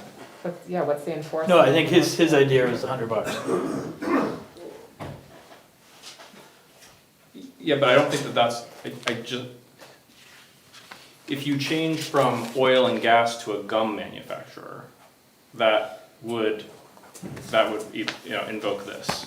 But if you change from an oil and gas to another oil and gas, I don't see how any of this even applies to that. And I think that that's what we're trying to get at. Then that's a simple process. You're gonna change, you're gonna do something different in the business. New owner, do something different. You're gonna keep it the same, you're gonna upgrade it. So you can get re-registered, that you're still the same. You're gonna do some work, you're gonna get permits. The permits are gonna get signed off on in the form of that occupancy. And there's gonna be no fee for it because it's the same type of business, is that why? Well, depends. If it's exactly the same, sure. Then you're just doing an upgrade and you're getting a permit for that upgrade. Right. So if I'm going from And if you were, air gas to suburban, I'm still keep them. if you already were already in good standing and registered, you just registered. You're good. It just gives you the option if you're changing. I think that answer got confused. You see how we're doing this, right? Like, Yeah, yeah. everyone sees this. Yes, yes. Like, I love the idea, sorry, Jim. So. Hold on, Jim. I'm sorry. I did that. That was my fault. Jim, I apologize, I called your name. Are you done talking? I was done. Okay, go ahead, Jim. Jim Misha, 329 Route 125. Can't you just make it real simple and say, you have an occupancy permit, you're certified to occupy that building, but not to operate a business yet. You have an operating, you have to get certified to have that business in where you're gonna occupy. Sure. Isn't that a simple? I think that's what he's saying, So basically. instead of calling it Yeah, a yeah. business It's exactly what we occupancy, do you now, wanna call it except for we business don't have operating? that other occupancy. Now, if we So- do that, a business operating permit not citing this regulation would make sense. Yeah. But this just, 111.2. is that what it is? I don't Oh, know. you might know the code better than I do. So we can call it a business operating permit? But then I think at that point, we may need to make it a town ordinance or, See, the board had asked years ago, a couple of years ago, I've been working this through, for where was the meat and why would we need or have to do it? And I picked it out of the code book, it's there, since we gotta do it. So there's that part.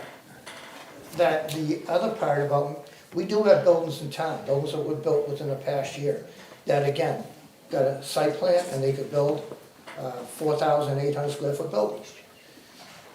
Now, that one whole space that they were gonna rent didn't work out, so now they divided it into 3.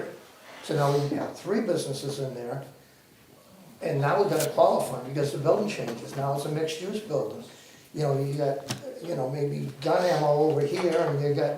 But that's an a site auto body plan shop. change. So like that does, And you gotta- that already sends you back. So, well, that would be great, but that's not how the site plan works, so. But we already have that law, and so we already have an enforcement problem. So why would we have 2 enforcement problems rather than 1? Well, I think we're not looking at an enforcement problem, we're looking at a records keeping of, to be able to have the police, fire department, and building know that 325 or 125 has these businesses in it, that has these hazardous materials And these owners. or these cautions that a firefighter needs to know before he goes in the building. I I'm don't, supportive of that. I think that's what his end game is. It's not enforcement items. It's more, I think there's some misinformation. But the delivery is not working because of that law. When I'm Well, talking what I'm about saying is- enforcement, I just mean, how do we make sure everybody doesn't. gets the paperwork filed? His What's the example, key? you have a 4,000 square foot building, and it gets a site plan review, and it gets an approval. Great. Now, it didn't work out, now they have to split it up 3 ways. That's not that immediately makes them have to go back to the planning board because that's a change of use. Does not, that's not how you gotta go through your site plan and see how the site plan review is done. You can approve that lot and that 4,000 square foot building, you don't know what's gonna go in there, so there's no approval for Specific a business specific business. or type of It's business. just just a commercial. structure, it's like a, condo. You can take, I'll give you an example of the street. McPherson's Gun, you approved the building, square footage wise. Now you got a McPherson's Gun Shop in it, and an HVAC company in it, and there was actually a possibility of a third occupancy. Yes, with tenant, we knew that was being split up. You knew it was being split up, you didn't know exactly what was going in it. Correct. So this is what he is trying to tell you. When we register these businesses, we know specifically what's going into the building. So when X, Y, and Z swaps out, and the property owner should be telling his tenant, or the new tenant moving in, you need to register and need to be cleared through For a building business, inspection. yes, for a and business fire operating department, permit. For business operating purposes. This is That's the different. idea behind it. So if you put Joe's Peanut Shop in there next week, We're all talking the same language, guys. We just can't use this, we can't use this regulation because it doesn't do what you guys are trying to do. And he wants That's it it. should be business operating. It should be permit, business not operating and not occupancy. And that's So is why everybody it's good with statute. that? Got it. Well, I don't really care because the law's the whole law, so I still have to do it. We just have a form that has something different, we'll have our registry, so to speak. I'm easy. Great. Do we have to cite a different? We have to statute cite then? different, we can't use this language, but I'm sure that we can find an operating permit language. Yes. Bob? So, I'm a business owner and, 60 North Drive, Bob Stevens. I'm a business owner and, it just seems like this, what we're talking about is a license to do business in Brentwood, and that, if that's what it is, we should just call it that. We'll be happy to pay our $100 and go out and operate it. I think the one way to clear up a lot of this, because it seems like there's a lot of miscommunication going on in this discussion, is that maybe there should be a written proposal so that folks, like anything review or others. I'm not saying it has to be that way, but that might clear up the communication issues.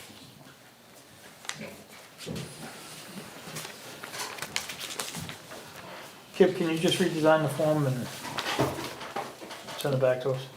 Sure. Table it for now. Sure. But I think, if I'm So- reading right, everybody on the board is in support of a Yes. business And does this need? permit and not, correct? Yeah. A Business- business operating license. Yes. Yeah. Yeah, business operating. Who's permit, gonna, size restriction. who's gonna do the licensing?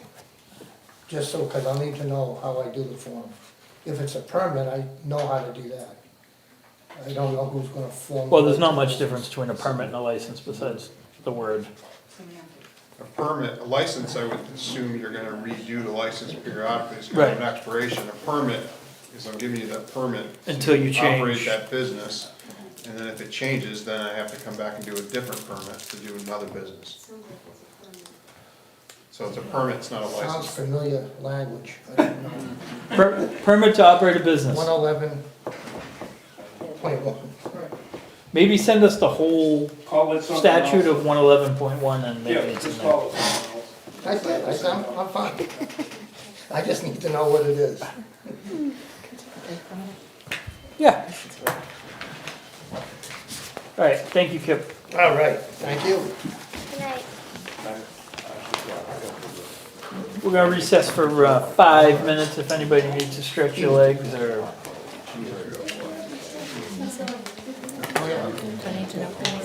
It is 7:35, yes, we are taking a recess at 7:35. Is that a motion and a second? To recess the meeting for 5 minutes? We're just taking a break. Yeah, no problem. We're staying live. Okay, so you don't have to note it. That was easy. It's hot in here.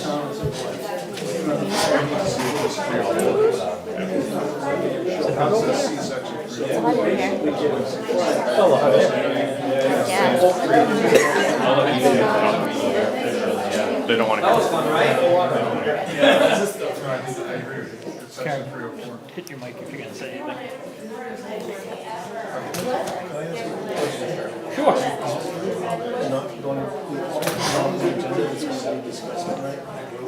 No. We I'll see still you have tomorrow. 1, 2, 3, 4, 5, 6, 7, 8, 9, 10, 11, 12, 13, 14 budgets to do. See, And then talk about air purifiers. now your November vacations are really paying off. They push you way up the list.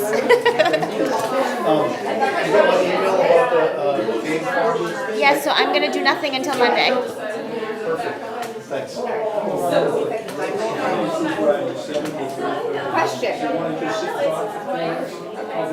Oh, you're speaking to me? Yes.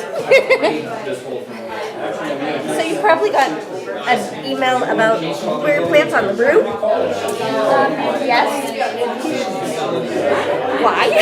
They've been there for 2 years. So the HOA has filed a complaint about planting Right, in but- town property, which is not allowed.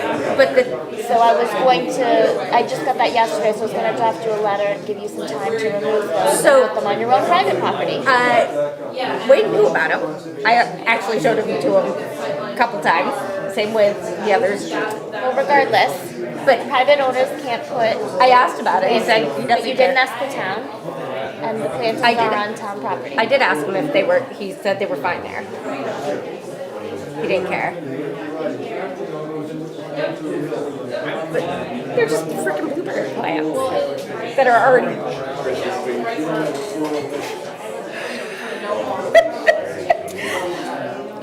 Blueberry plants. They're bitching over blueberry plants.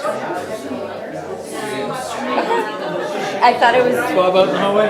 yes. You can't put items in town property. Yeah, I just moved them from. Did you move them? I moved them from inside where that circle was out. They were already there. I just moved them out from underneath the tree cover so they could actually grow. I haven't been out there. I haven't been around any of them. I just received it. I haven't done anything with it. I got an email about it. I'm like, really? But they're, this is like 2 years later. They've been there for over 2 years. I know, but they,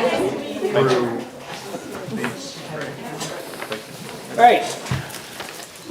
Planning board, come on down.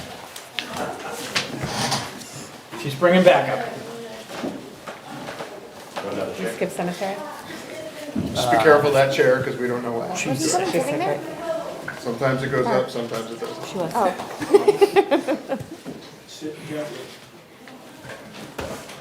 Good evening. Any big budgetary things we can expect, or pretty much level funded, or? So, I wanted to talk about a couple things that we'd like to do. I think there's probably a way to move things around so that we can keep things level. We are under budget, because we didn't have staff for several weeks, yeah. One of the things that we're trying to do is make things more accessible for people. So, we're putting a little bit of money in Dropbox so that everybody can get the documents for proposals so that they could see them ahead of time. We were also, and I actually haven't had a chance to talk to the board about this, so at least my idea is what to talk about. It's very difficult for people to follow along with proposals, so if we actually had a screen and a projector and people could put their, because they come in, they have a small poster board, it's kind of facing that way, and nobody can really see. And I'd like people to be able to This- understand what's being proposed. The selectmen had actually thought of putting a TV on the wall that had Bluetooth capability that you could stream from That would be awesome. a laptop and do presentations. That would be great. We had interns who did an economic development project and literally had their laptops on their laps trying to show us their presentations, so it's not ideal. And then the other thing I wanted to ask about is emails. We've had some situations recently where people assume that we have emails and try to write to us at brentwood.gov using our names. Sometimes, like some of those got copied and repeated and people weren't getting documents and it's caused some confusion. I don't know why the planning board doesn't have email addresses and if there's any reason why we can't have email addresses. We can add them in the next budget. The previous chair didn't necessarily think they were important at that I time. think it's gotten confusing enough that I agree you that already have an email address. the planning board probably should have government addresses for right-to-know requests and. Yeah, We that'd have be great. planning board at brentwoodnh.gov. Did you want individual specific ones for each member? Or did you want just one generic one that is administered by the chairperson and monitored by the chairperson? So I think we already have a generic one. Right. And we talked about recommending that applicants only write to that email address and not to individual people. Yep. But I think it would be helpful if everybody had an individual email address so that, Jillian can send us things, Glenn can send us things, and we can all get them. Yeah, it wasn't a butter that sent messages to each individual planning board member. I'm not sure how they just like made They up guessed. the email addresses or They something, said. yeah. And then that got copied and pasted, and then people didn't get stuff. So, and then, Is there any, it makes sense to me, but I guess the question is that a snowball effect for other? Is $4 per person, so per email, per month. Right. So it will have a budgetary impact, yes. Right, is there any issue that's been discussed in the past with any problem with having individual, emails for each individual on a various board? No, I just think it was, the previous chair didn't Right. sanction it, so it never happened. Does each board have to make that decision individually? It's just, it sounds like it's not a blanket thing. You're on a board, you get a government email, it's not like that, right? No, so budget committee, the select board, they both have emails for each individual member. Conservation has one generic email for that board. And then there's like recreation that is but that's monitored by Andy. we get a lot. Yeah, I mean, Stuff every- it's not that it makes perfect sense. I guess I was just curious about the bigger picture, and whether, I can see it both ways, and I wonder if, How many people do we have on planning? 7. 7? So right now, any materials for the 20 times meeting 12. can't be sent out in advance, basically, to your members. I send it to their personal email addresses. Oh, so then they should have gov email addresses. If the official town business is being sent to their personal address, that's not. Yeah, I talked to Good Glenn about it today too, and he was like, if we ever have to go to court, all of their personal information. Yeah, so that's a no-brainer then. Yeah. So we should have one for emails. Glenn too then. 6. Yes. You just have to be conscientious about the quorum issues and that you can't reply all and you can't have, discussions and just. We have to give reminders Yes. about that. Well, the way around that is when information is dispersed, if you're BCC, then you can't reply all. It will only go back to the sender. Karen knows. She has to deal with it all the time. So it's gonna be $300 Yeah, that's not a huge deal. to add their emails, We have alternates too, we have 4 right now. so $350. Do we need the? He doesn't need one, because he already has That's one. what he said, that's why we dropped, I went from, it was actually $336, and then he said I have one, so I dropped it down to $300. I think anybody that needs information should not be getting it to their personal. Yeah, So that's alternates as well. Yeah, the cost is negligible if the bigger issue is accountability and whatever. With right-to-know requests, and Yeah. But should you be utilizing your emails to disperse information if you're gonna use the Dropbox? Couldn't the members just go to the Dropbox and grab the information from there? True. Or they could do what we're doing and go to a OneDrive. But that still is an email license cost for each one. I think I'm just thinking about the alternates. Do they need individual ones, or can the alternates go to the Dropbox and grab what they need for the specific meetings that they might be sitting in on? My only thought was that the planning board members are elected by the town, and then the alternates are appointed by planning board? Planning Yes, board, Yeah, so, so just stay elected. I don't know, that was, I don't feel that strongly about it, but. Cause you're It's- still gonna have a it- Dropbox anyway, right? Yeah, Yeah, so. But even then, you have to let people know it's in the Dropbox. It's, and- it's their budget, so whatever they put forward would be whatever the budget committee and us pick apart. Yeah. Well, wouldn't you want me to include that in my IT budget? With the rest of the email license? Yeah. That would make sense, like everybody else, like does BudCom, like all those emails go in one bucket? Then it should go in the same bucket. Yeah. How And often- you're looking at 111. another 350 What's bucks. So you want 11, ideally. I mean, some of, like, if you think about how long Mark has been sitting for the River Run case, I mean, that's been going on all year. Yeah. So every week he gets the same information that everybody else gets. Yeah, I mean, if the issue is, what's being sent to people and if there's any sort of conflict later, then it just makes sense for everybody to have one.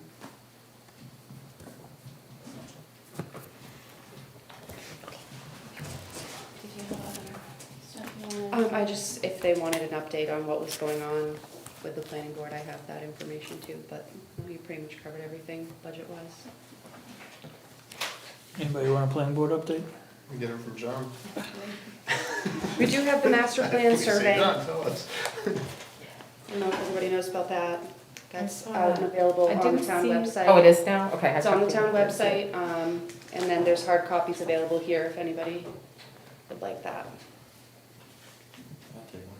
How long's that survey staying open? Do you remember how long it's saying? I thought it was only a couple weeks. I feel like most people don't know about it, so if we can really get it out there, it'd be helpful. Janice, can you put it at the library? What's it? Yeah, it's at the library, that's what I was gonna say, I do have it there, so when the survey ends, if you can let me know, we can take it down. Okay. But we do have them in. Thank you. Great, thank you. Thank you. Karen, your budget? The only things in my budget and finance is primarily payroll costs, so we would anticipate cost of living increases. Maybe some training items for different classes, and the finance budget, we had approved cash reconciliations coming out of impact fees, so that will be moving into the operating budget for '23. Any questions? Budget committee? Let me spin that blue chair down. Come on down. Didn't expect to be called. Well, we like to make you feel at home. Okay. So I know the budget committee budget doesn't change much from year to year, but do you know if you have any anticipations or what the budget committee is looking for from the budget process, or? I think what we're looking for will be pretty much what we've done in the past. And we really don't have any new items at the moment. It's a pretty small budget. And I would expect it to be flat going forward, like we hope all the other budgets will be. Wink, wink. So the budget committee is looking for a level funding. Everyone hear that? We're trying to set an example here. Their budget is only $500. The health officer budget's gonna stay at $1 too. So if there's any questions, I'll be happy to take them, but other than that. So I guess one question, we'll talk tomorrow, but the schedule that you sent me is not changed, is that right? Correct. Yep, okay, good. Okay, thank you. Thank you. Thank you. That's Jack. Yes. Daphne? That should make you go last. I was almost there, don't worry. No, you've got plenty more people in front of you. Karen did that with That's hers. still, okay. Congratulations on another successful election. Yes, especially with With annoying lots of overvote. Lots of help from everybody, yes. Do you wanna talk about elections first? Whatever you'd like to talk about, the floor is yours. We had a 33% turnout for this primary. Crazy. Not great, but not terrible. Taxes, just moving on, we're at 97%. So those bills are getting paid, people are great about getting everything paid. Town clerk, we are just below what we did for the entire year last year. And we have 3 more months to go. So we've been very busy, lots of new people moving in. So that's very nice. Budget increases, I would like a beverage cart that comes by at 3 o'clock. I don't see anything wrong with that. You're thinking Thursdays, Tuesdays, Sounds reasonable. Manic Monday? I think that that's fine. Pay the taxes. Yes, they're paying their taxes, what are you talking about? So what have to do? Yeah, 3%, but you know, that's okay. Budget increases, the only thing I would say for sure is dog licenses. Those are definitely going up. The cost to research our tax liens is also going up. So I will have that all for you on, what day am I on? November 1st, thank you. November 1st. Any How many questions? elections are we looking at next year? One, we have the Just town, town. well, the town election and town meeting. It's the following year that it's That's gonna be a lot. pretty crazy, 5 elections, so. Yeah, so we'll see everybody out there, November 8th. Yep, sounds good. Thank you. That's it. Thank you. I don't see Becky out there. Yeah, she's sick. Do you want to talk about regional associations or? Regional associations, I think they're gonna leave that at 17.5, which is what they have, and then they get all the proposals, and they review those typically with Karen and Sue Benoit, our welfare director, see where they reallocate the money, and then make the recommendations to us, and I think their budget's 17.5. I think they're gonna stay with that, because I think last year they struggled to get to that point, because there was so much, associations that basically were flushed with cash, basically from the stimulus and everything else, that they couldn't spend it all, so I anticipate that's gonna be similar this year. Has that gone up over time or just slowly gone up? What's the budget of that? We've actually over brought the it years? down. We brought it down? Actually brought it down, I think at one point it was like, 23 at the yeah. highest. Okay. And they brought it down, and last year, I think they struggled to even try to get the 17.5. So I think this year they'll keep it the same, and that's because there was a lot of places that just Yeah, I remember Becky applied but presenting didn't about come it. in for it, you Yeah. know, so. So years past, they were on a warrant article for 3 years and then went into the budget. And we noticed that we just kept getting more and more requests, so we started this regional association, Yeah. gave them a sum of money. Right, and- to limit it. And then we found out, like from Portsmouth, for example, which I thought was interesting, because when they set up the regional association and had people come in, Portsmouth is like, yeah, well, we don't give it all to the Red Cross this year. If we don't constantly give it to the Red Cross, we share. So maybe the Red Cross gets it this year, and then next year we give it to that person. Kind of like what we do when I donate to Yeah. charities, I pick which ones I'm Yep. gonna give. Well, they do the same thing, and then it's also who are they servicing in our community, and they have to give them all these supports. And Yep.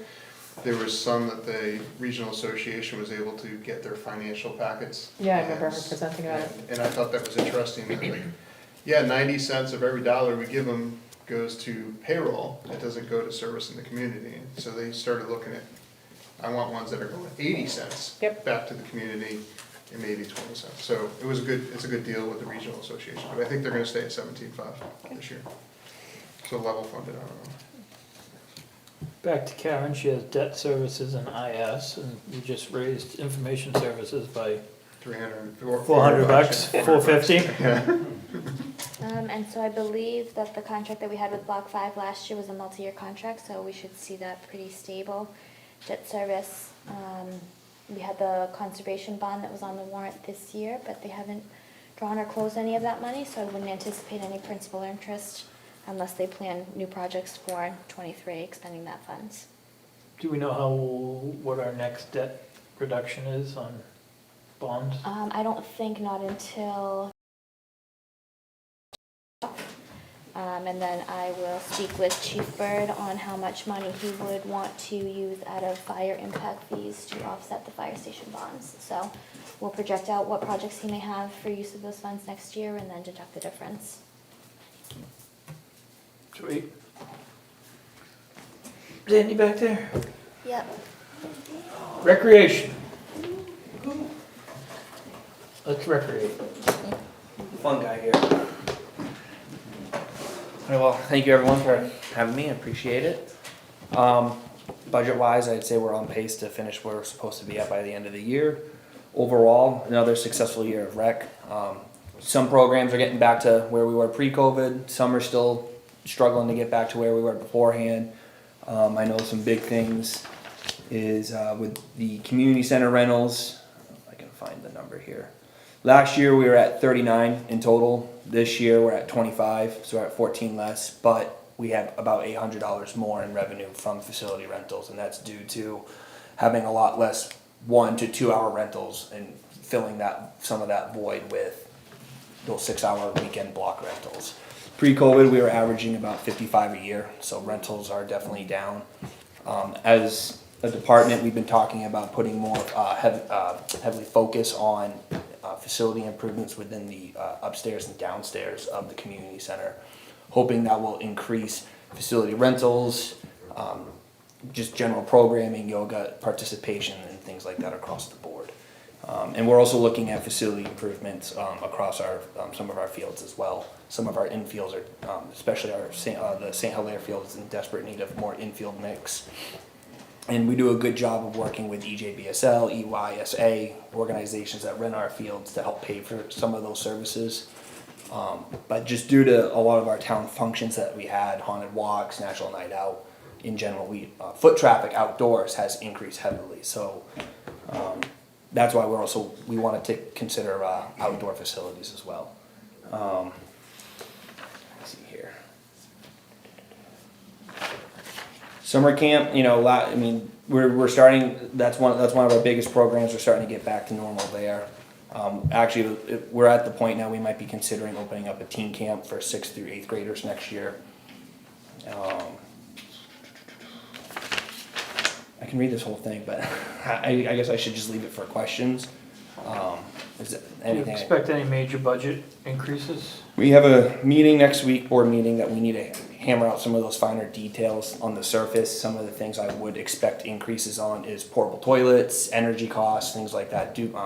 Portable toilets is obviously due to the high increase in foot traffic. We've actually had to get a second one down there to help with that. But on the surface, Monthly cost on that? What's your monthly cost on it? originally it was 125, 150. Now it's up to 250. Okay. So like I said, we need to hammer out those finer details. But on the surface, I would expect some costs within the budget for 2023. Anybody have anything for Andy? It's $3,000. That's a lot for toilets. Yeah, 200 is Well, 'cause usually. they gotta come service them. I'm seeing about $200 is about average. So, Also depends on how often they come. but you Clean only them need it. You don't need it. They come by weekly, and honestly, they have to. I mean, But you don't need it like all year long, right? You're only using it periodically. so I shut it down for about 3-4 months.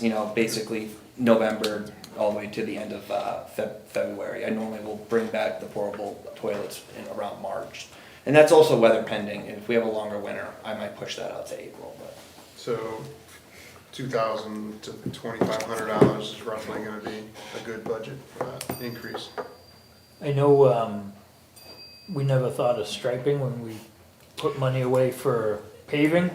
So is that something you're gonna All talk over to- that, I am speaking Extra Lines and Stripes, and hope I got the name right there, Wayne. But I was actually hoping to get it done before the previous election, but rain kind of pushed that off, and I need to touch back up with Aaron to try to get that back on his radar. But he's full aware that we are in need of it, and that I'm hoping that it will Did definitely we be have that done. before? Did we have stripes? Yes, it was striped. Yeah. It was worn and gone, Faded, yeah. Yeah. but it was striped. And when I went I was to gonna go ask try to about get it impact repainted, fees, that's that's when why. they came back and said, yeah, we're not gonna do this, the lot needs to get done.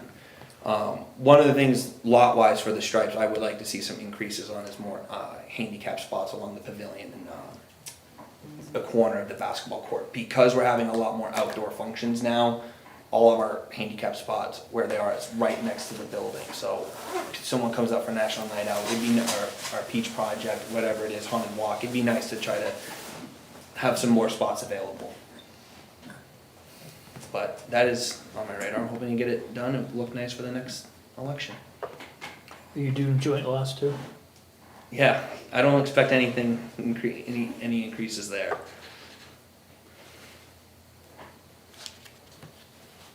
Everybody good? Good. Thank you. Thanks, Andy. Thank you. Wayne?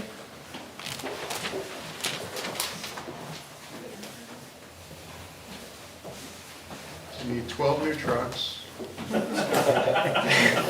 They all can't start. Hey, You're gonna be the new dealership for want me to Liberty. start there with the trucks? No. Okay, all right. Well, I've been going down through my budget, and I have been going over the line items here on my budget, because a lot of my stuff in here in the budget is just a guess job, because I have to go by the weather and go by the trucks breaking down, everything. So, a lot of my line items, I'm not really too bad in. I don't feel I'm that bad in. Now, I'll tell you with the problems of the trucks that I've had, and I've had plenty of it, all summer. And these trucks, you've probably been seeing the bills come in, the bills are coming in. Well, let me tell you something. Trying to get these trucks fixed it's very hard. You have to have a plug-in machine to tell you where the problem is. Because, and any good mechanics out there that can tell you where your problem is. The way these trucks are built now.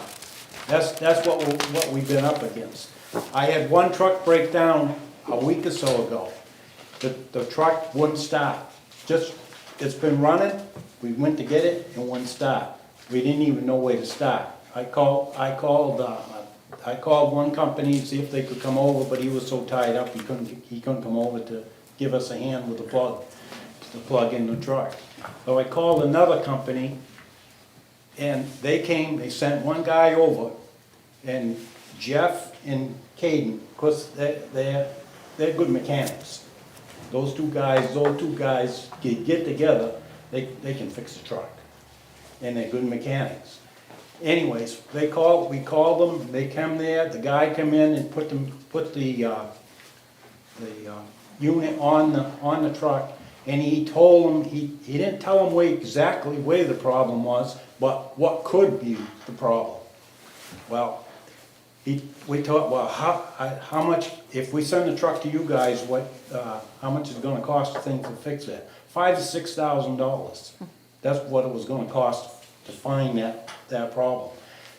Jeff and Caden, after we got all done, he give us the an idea of way to look for it. They went up on our computer, they tuned it in, and on there they give classes. There's classes. They take the year of the truck and everything. They tell you everything about the motor.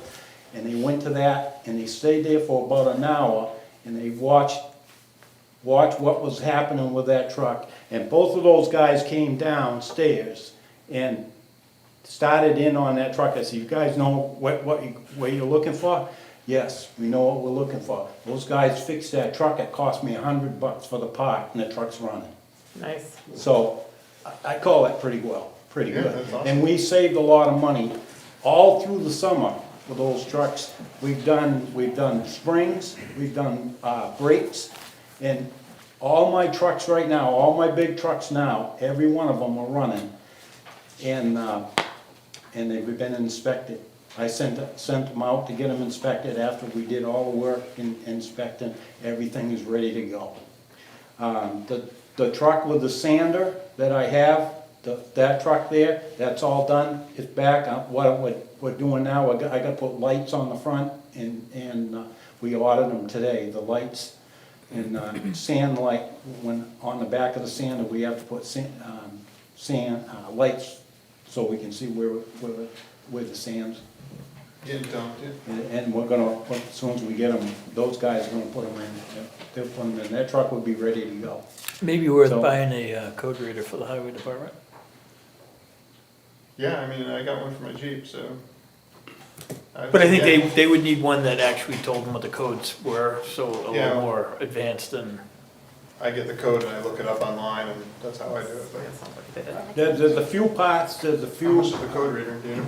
there's a few tools that we were working, we didn't have, but I through the year, I don't know if you guys noticed, but I took them out of my tool money, and we got the parts so we could do the job. So we got it done, so. Maybe check with the guys and see if they can order a code reader and a computer Well, program, we- and how we much got it would it. cost. Jeff bought one for himself yesterday, I think. He's got a cheap one, and he's been trying it on all our trucks. So that's what we're gonna do. We're gonna start with a cheap one, and then and see if we can just keep going. And so if the trucks break down, I mean, if we get into something that we can't, we'll send them out. These ones are $20 on Amazon. Yeah, I was gonna say, Jim, I'm gonna ask you, you have a business that does cars and trucks and all that stuff. How much is a code reader approximately? Well, probably about $500, I would imagine, for a decent one. You don't want to get a real cheap one, because it could actually end up causing problems when you go and plug it in. But, so maybe Yeah. middle of the road. We asked the guy that came with that one, we asked him how much that one was, and the one he had when he came in, they asked $12,000. Yeah. No, it's probably top of the line, probably. Yeah. I was thinking about $2,000 would probably be, but. It's a widespread. Well, if it doesn't snow, you may have $2,000 left in your budget. Oh. There you go. Well, anyways, but on our two new trucks, I'm gonna be getting them, they got them all done, they were all done. The only thing they got, there's some parts on the plow, on both trucks, they sent them down in the wrong parts, so they're waiting for the parts, and can put them on, and they're gonna call me, that could be any day, to call those two new trucks that we're gonna get. Great. Cool, that's awesome. They'll be all set. Now, the other thing, that you might better fasten your seat belts on this one, is the sand, salt. I got the paperwork here for the salt. Now, where is it here? On the salt, last year, I'll tell you what happened to us is, toward the end of the year, on the salt, last probably 3 years or so, we've ordered 2,000 ton of salt. And that takes us basically right through just about the whole year. But last year, our sand pile froze up. And it all clumped up, and we couldn't use it on a couple of storms, through the storms. So I had to use some extra salt. Usually we mix the salt, 2 sand, 1 salt. And that's how we mix it on a truck, and as it gets colder, if we have it all mixed in the shed, then we'll add some salt to it as we load it. That's what we do through the whole winter with the sand and salt. And so this year,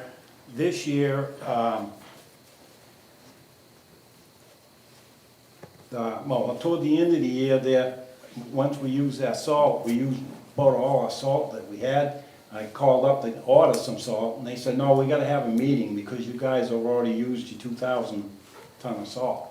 I said, oh, no, what's that mean? Well, we had probably 2 months ago for winter. And they said they'll have a meeting, they'll get back to you. So they did, it took them 2 or 3 weeks. They did come back and they did send us 2 tractor trailer loads of salt to keep us going over there. But this year, I was thinking I probably better order 2,500 and to see if I can keep going. But you never know on that, you might get less storms, or you might get more storms. But I just don't wanna run out. So I thought maybe I better add a little more to that, just because of that reason. I'll bring it up to you guys. But salt this year is 72.07 a ton. What was it last year?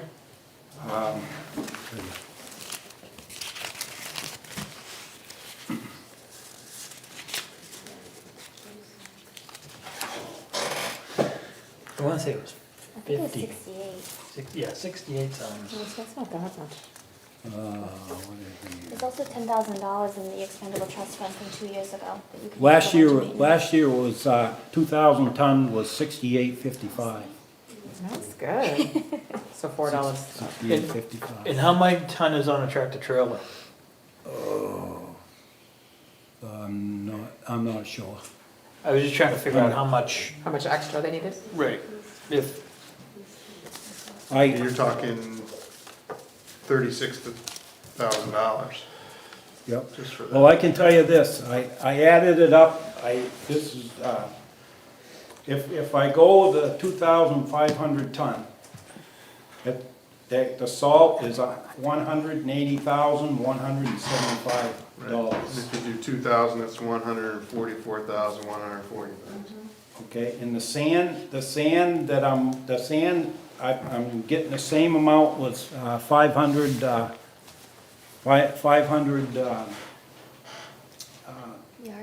Yards. 500 yards, and that comes to $11,635. And what did we pay last year for it?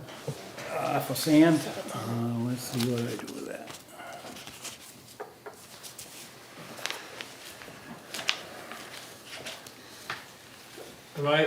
Did I understand correctly that the reason we needed more last year was because the pile froze up? Froze up, yeah. How often does that happen? You had been, what's that? How often does that happen, that the sand pile freezes up? Hardly ever.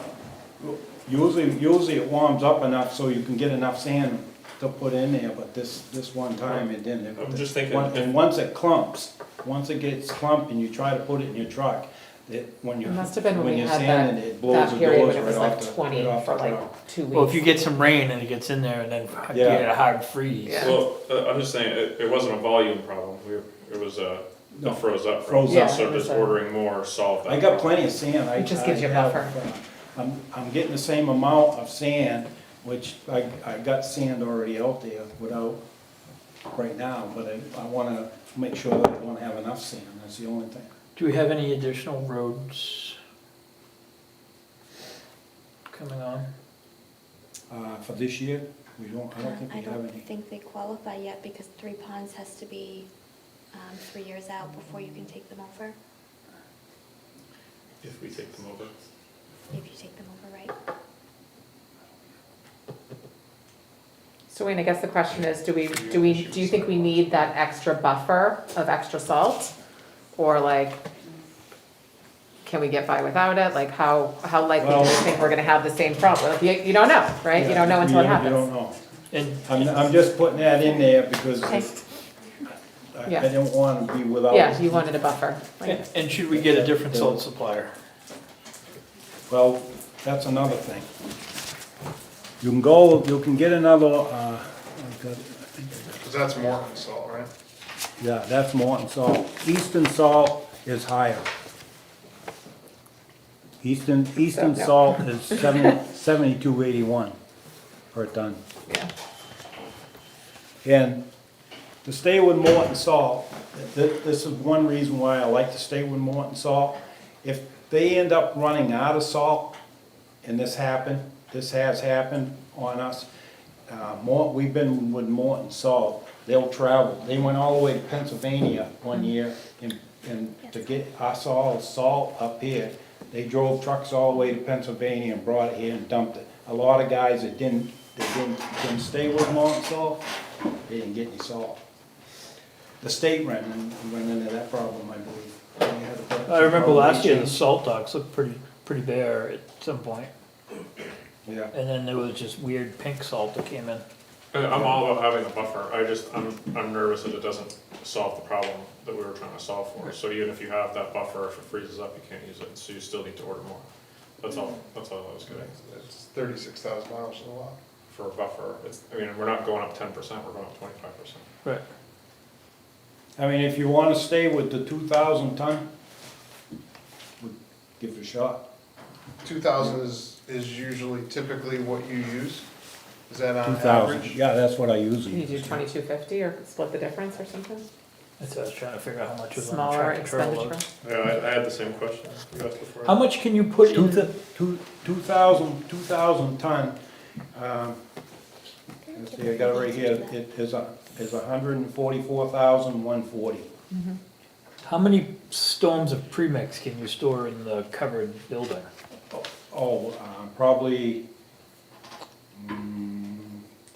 let's see, probably pretty near 5 tractor trailer loads.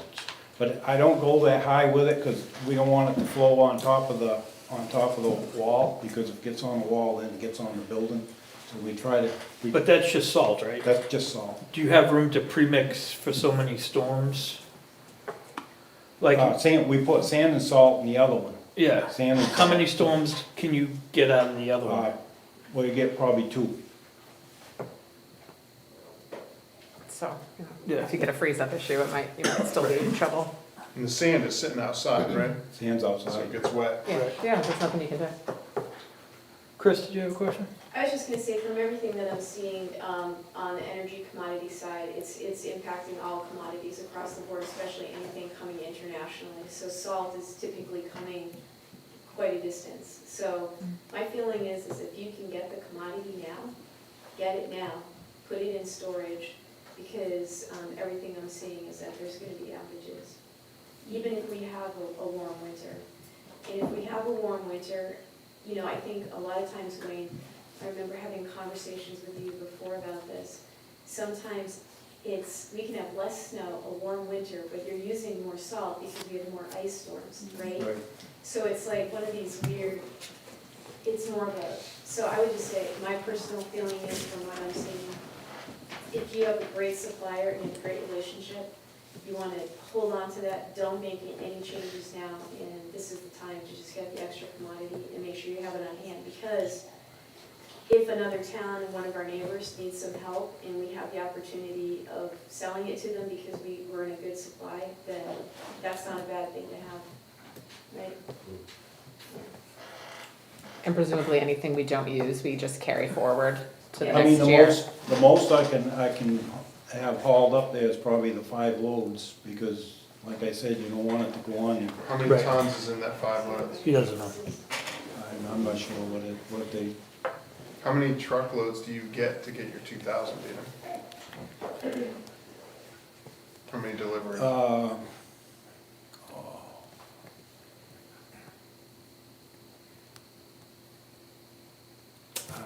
I wanna say it's like almost like 60 or 60 some odd. And that in and of itself, just finding drivers to haul. Well, the we product to you. never had any problems with An more average salt. semi-truck is Exactly. 12.5 tons, So you're So eliminating. Google says 12.5 in a semi. Yeah. or a larger jump, Yeah, about up to 14. we never had it, I mean, I call Morton Salt, and I almost get it the same day, or maybe a day later. It all depends how So busy 20 they are, but they 20 always trucks. get- Would be about right. All right. So we'll just see how the budget pans out with that. Put it in and we'll talk about it and decide on whether we wanna cut it when we get there. Okay. You wanna, I gotta have you guys sign this paper though, so I can send it back to Morton Salt. Take a motion to huh? Is that for 2,000 or 25? I don't know, what do you wanna go with? You What's wanna- on that Does it paper? lock us in? This, you put it, whatever you want on here. Oh, I've always had 2,000. So then you can't cut it later. And then it's supposed to be No right? cutting for you. That was a good try. well, we can't cut it later, we just, we just cut another line. Yeah, wait a minute. Before I Just take sign something anything. else. We just cut another line, that's all. Do you wanna spend 144,000 or 180,000? I'm gonna put Wayne last, he spends all the money. What do you wanna do? Split the kitty and go for 2250? I'm good with that. That's what I would do. Motion. Second. Motion and second to, order 2,250 ton of salt. And that works out to? All in favor? Aye. Anybody opposed? Don't say the number. Well, you need to. Keep that on the down Yeah, how low. many tons? 2,250. 2250. Split the difference. 250 Yes. Yeah, and here's your number. tons of salt. Okay. Then we'll sign it. Andy will sign it, I think there's only one signature. There you go. 163,575.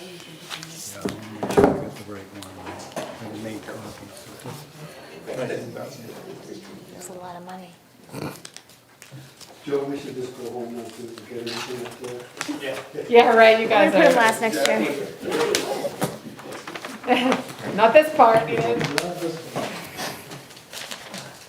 Told you we should have that. Guys, you wanna stick with Chris Beebe, what I'd you're like saying? some of that salt in my beverage cart, please. You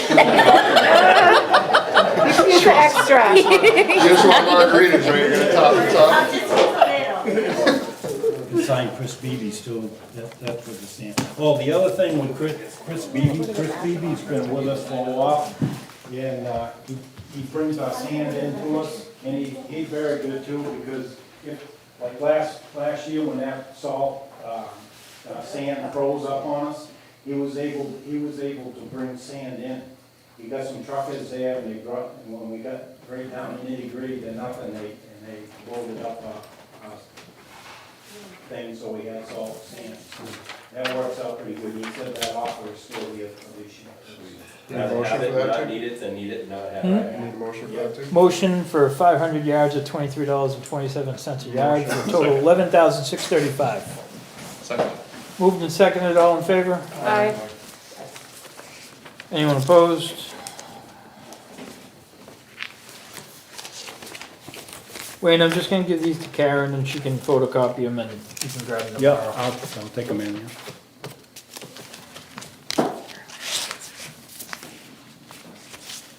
Anything else?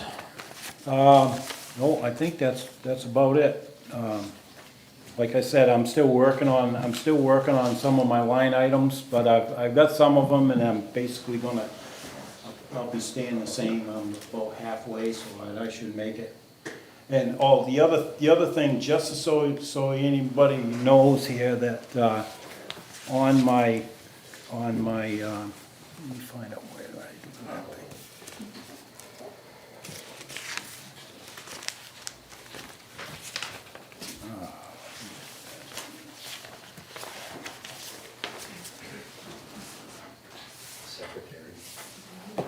Yeah.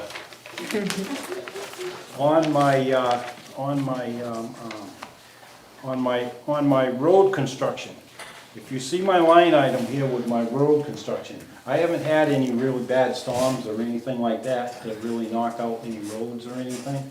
And seeing that I was having a lot of trouble with the trucks and stuff, I tried to stay away from the road construction, which right now I have $29,917.56 left in that line item. As long as I don't have any bad storms to knock anything out, I should be good. I should be good for the year. And I mean, some of these other line items that I got are getting pretty low, but I'm hoping I can make it till we get into the new budget, but. So you're anticipating level funding for next year? What's that? You're anticipating level funding for next year other than the salt? Yeah. And are you guys going out soon to do the cold patch on some of the potholes? Because I'm starting to notice there's some, I think there was some on South Road, I know there's one on Deer Hill, there's a pretty good sized one on Deer Hill. We got that today, I think Hayden got that one today, yeah. Okay. We've been working on co-patching too. There is one line, actually it's the only one line item here right now that I've run out of money. I believe it's fuel, it's 25,000, and I'm down right now, I'm over 8190.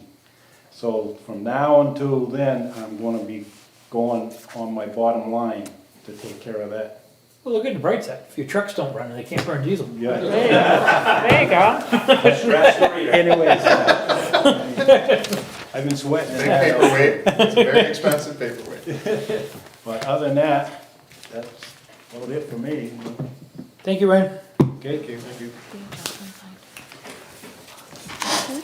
Next truck negotiation, you should have to throw in a leader for you. There you go. Or just be throwing a truck that runs and. Not alone, I will tell you that. Joe, your turn.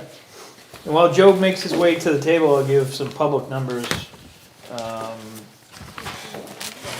New Hampshire retirement, Karen, do you want me to go photocopy this? looks like in July is gonna go down for all sectors, police, fire, and public employees.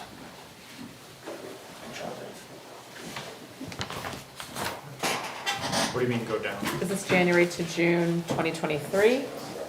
Is that a 6-month period or? Yes, and then July through December is the new So I think budget the cycle state for- budget is in June, or that's how they. Gotcha. So the rates change in July of next year, so we'll see a little decrease. Yeah. Very minimal. Yeah. Floor's yours. Mine, I'm looking pretty good with everything.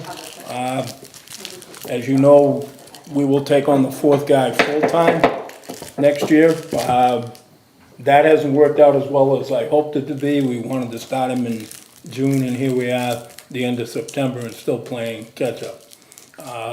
The problem has been finding somebody, and now that we found somebody, he is on the green side. Tim, if you guys wanna have a conversation, can you go? Thank you. He is on the green side. He will probably work a month to a month and a half, if not 2 days. He's brand new. He's living in Dover.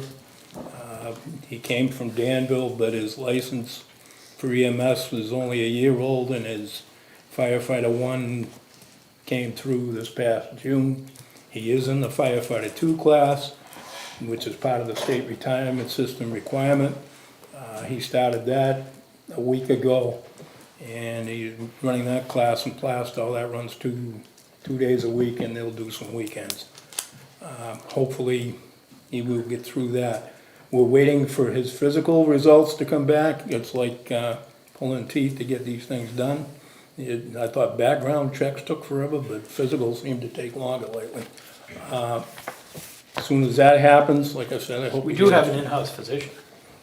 I only take care of kids, he's outside of that. Over 22, it's like, no. Oh, I think he might be. He might be. All right, It might work. I'll do it. It's gotta be close. Yeah, very young kid, very aggressive kid. He's worked with 2 of my full-time people already, and one of my lieutenants that I hold very close, and has worked with him and thinks he's very knowledgeable and should work out in the system here fairly quickly. The only line item that I'm in trouble with will be my fuel for my vehicles, and I think everybody seems to be in that one, because nobody was planning on $5 a gallon plus for fuel for as long as it happened. Other than that, I will probably be back for 1 warrant article. There may be some increase in the building maintenance building. The building is 10 years old and starting to show its age already. We've had different issues coming up off and on, AC units, heating units, different things like that have a generator that I'm still running around with. So the maintenance issues for the building are now starting to creep in. And you know as well as I do that anything starts to get older, it creates more issues. So that's pretty much what I've got. And Chief, once your 4th officer is trained up, how are you looking for your double coverage? Do you have what you need? Or are you still a little short? It's still a little short. I think I brought in recently that we've missed 38 this year. At this point, we were at 75. Half of those, believe it or not, were covered with at least one person, hence the reason we went to the 24-hour coverage. The others were, there's several of them that are back-to-back that everybody struggles to cover. It's becoming more and more, we're up about 87 calls, and we're a month ahead of where we would have been last year at this time for a call volume. It's starting to spread out a little more into the nights. We are starting to run later calls. The lovely jail and the nursing home are back in full swing. I bring back COVID for at least that part of it, because we didn't transport as much as we are now. They did most of their stuff in-house, and now they're doing the same thing, so they're shipping out. But that's pretty much where we're at with the call volume. I'm projecting probably looking at about 940 for the year by the time we get done just in calls, and we, I think, finished up at 891 last year. So that's where we're sitting with that. Yep. Okay, Chris? Do we get reimbursed by the county whenever you have a call? I've lived here. Do we get reimbursed by the county? The jail has a service that they go through, something similar to Medicaid, and that pays out for those. The nursing home, if they've got the individual insurance, is where those come from. We still have to appropriate for it. Right. Yeah, you still gotta run it through the billing company and so forth and so on, but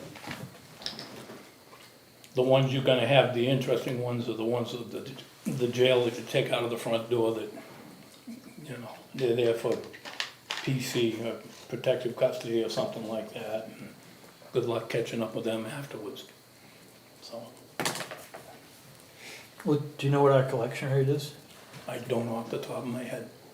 I think that should be part of the Rockingham, like the commissioners, where we, you know, if we're getting shorted, you know, like why does the town of Brentwood have to bear the burden of those, you know, at the jail that, you know, we can't collect on?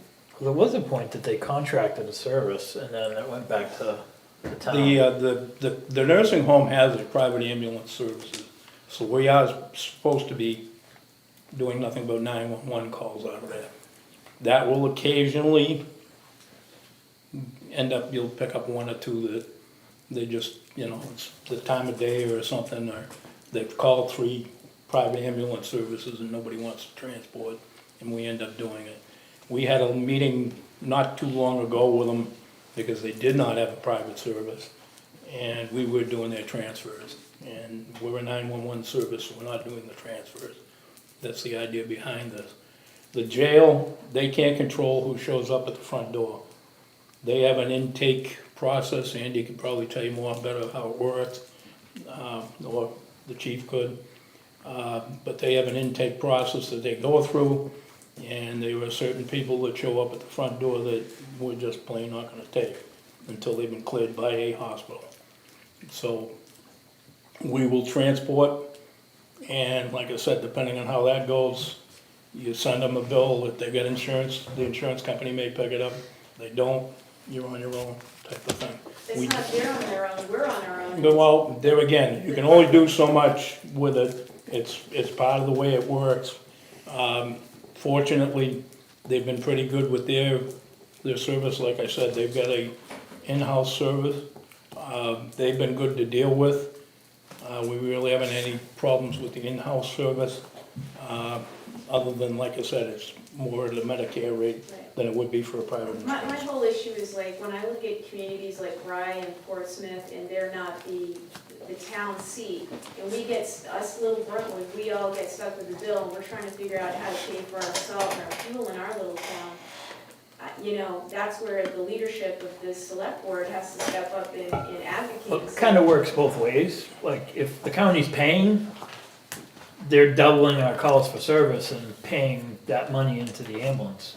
It's the very few that don't pay that the problem Well, it'd be is. interesting to see the data on that, because, you know, any bit that we have to subsidize when the rest of the county should be helping to chip in for that, that's the right thing to do. Anything else, chief? Nope. Appreciate it. Thank you. Run, Run, run, run. quickly. Janice?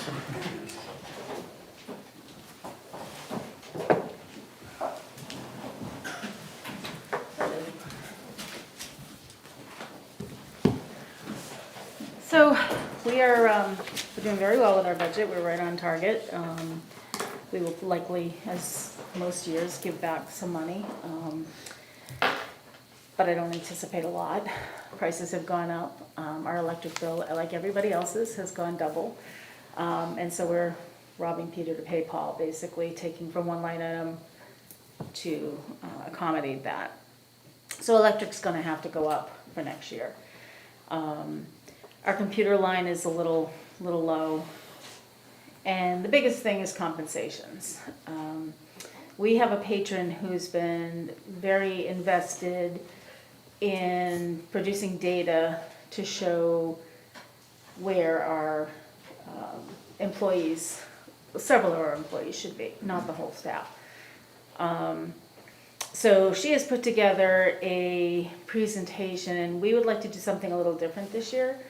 We would actually like to invite, by we I mean the trustees and I, would like to invite the board and the BudCom to come to either the library or do it here, so that we can show you this presentation of this data that we've collected and what it means. We figure it'll probably take about 30 minutes or so, depending on how many questions people have. And and our hope is that it then will make more sense as to why we are asking for increases in a year that we know is going to be difficult. So I would like to sort of extend that invitation, see if I welcome both boards to come to the table fully, or if you want to send representation, however you want to do that. If that's possible, I would like to do that prior to our budget meeting. And then Can I float something there for a second? Yes. So the 22nd, we only have one budget. Mhm. Would it be possible to do like a presentation that day here, and then everybody else that wants to listen to it can come listen to it? Or they can watch it on, Right. as we live stream it too. And then that should give enough time that if budget committee members want to attend as well. Mhm. The October 22nd? And then they- No. November 22nd. November. Which, Then they'd it would be come a back. week before you presented your budget. Gotcha, okay. Do you have any problem with that, schedule-wise? No, the only concern I would have is that the library would be, their budget proposal would be due to the board by the 22nd. So if there's any changes that you would request that come as a result of that presentation, it wouldn't give Janice a lot of time So maybe it needs to be the How about- 15th. adjust. I think even the first, I think we could Put squeeze it something in. there. Just to give buffer. Yeah. Yeah. Could always move the regional associations to the 22nd. Yeah, well, regional association shouldn't be much of a talk. That's quick, yeah. Town meeting and election won't be much of a talk because it's only one election. The biggest talk will be Daphne. So I think we could squeeze in a half-hour presentation. She wants salt. Okay, that sounds So, good. November 1st, November 1st? we'll do a,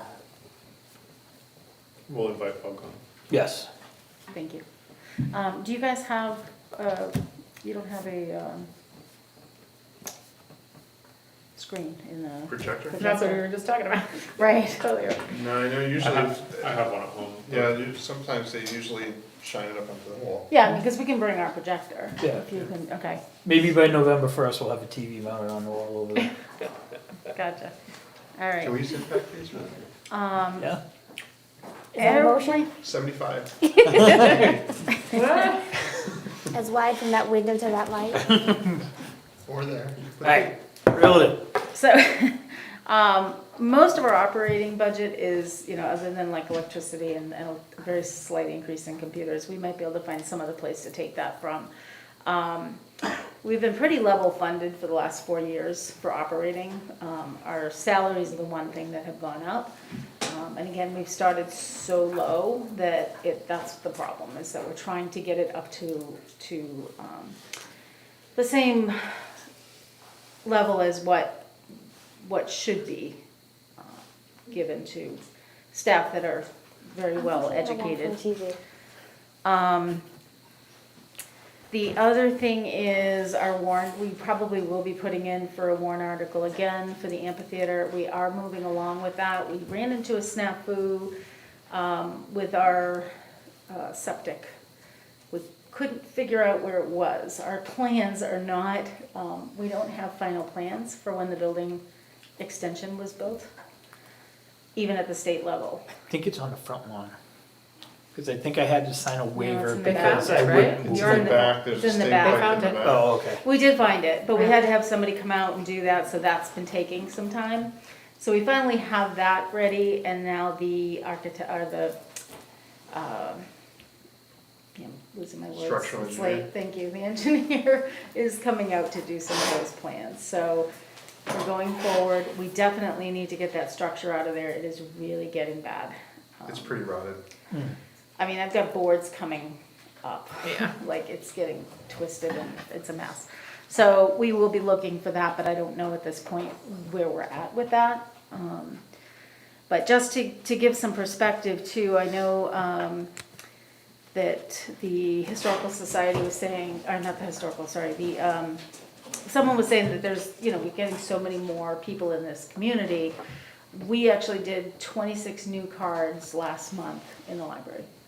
That's pretty high for a town of this size. So a lot of the new people moving in, and we ask them when they come, are you new to the library or new to the town? To kind of get a sense, are they people that are just discovering the library, or are they people who are very new to town? And I'd say it's a mix, but a lot are new. So new to the town. So it's a good number.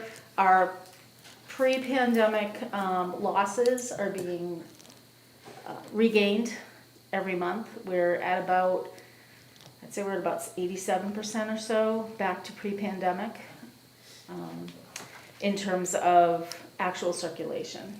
And those numbers fluctuate anyway because there's so many different options now. People have computers, they're not using necessarily the physical books, but we're having to manage digital options as well. So that's always a little bit tricky, but our book budget is in pretty good shape right now, so. For the warrant article, I don't know when your structural engineer's coming out. Typically, like I know when I work with structural engineers and some of the projects that I have to do, Yep. can they give you a preliminary budget of what they think it's gonna cost, so that way you Yeah. have something to go for a warrant article? Yes, yeah, they will do that.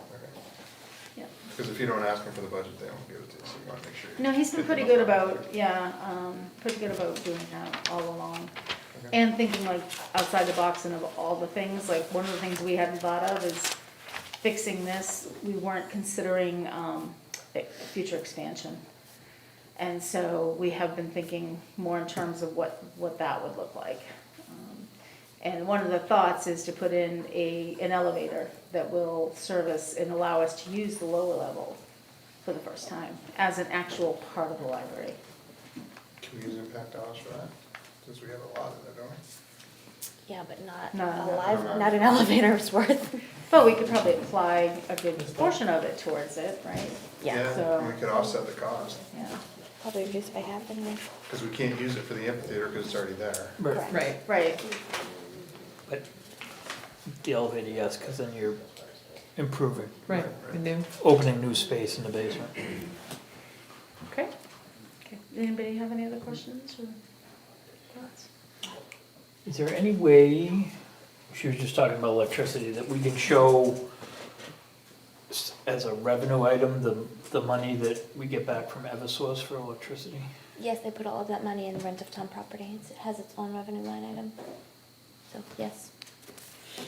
Yeah, because next year you guys will be paying off those, and it'll be a different revenue amount at that point. Right. Yes, and Rob Wolfchuk puts all those numbers together for a town meeting every year. So it's presented every year when we do the But warrant it will be article. different this year because we're gonna buy the system in the summer. Yes, in September of '23. Yeah, so it'll be different So every it'll year. show up in 23, 24 budget, Yeah. right? Yes. just Q4 of 2023. Last quarter will be different, yeah. Thankfully, we did the LED project, which really, it brought our bill down about, well, our bill last month, 2 years ago, was close to 600, and then last year was closer to 350. This year it went up to 800 and something, yeah. And that's not for that much additional usage, it is Are your splits in right now? no, that they're going in, they're starting the work in January or February. I was hoping they'd get in so I could see what your reduction I in know. fuel costs would be for oil. Yeah, me too. To wait. Chris? I was gonna say, on the electric side, have you looked into locking in your kilowatt hour rate with another provider? Because those options are available. You can lock into 1, 2, 3 year with other providers like Direct Energy. My understanding with Eversource, and I could be wrong about this, is even if you have solar, Eversource gets to decide how much they're going to give you in a rebate credit or a credit on your bill, and that rate that they give you can be different than what they're actually charging you, okay? It's not a complete offset. So it might be really interesting to look into that, because if you are a municipality, you want to make sure you have the one-for-one offset. But you also should have the ability to lock in with a different provider and know your kilowatt rate. I think it's the rate that has doubled. Right. So no matter, you could be doing all the best things. Yeah.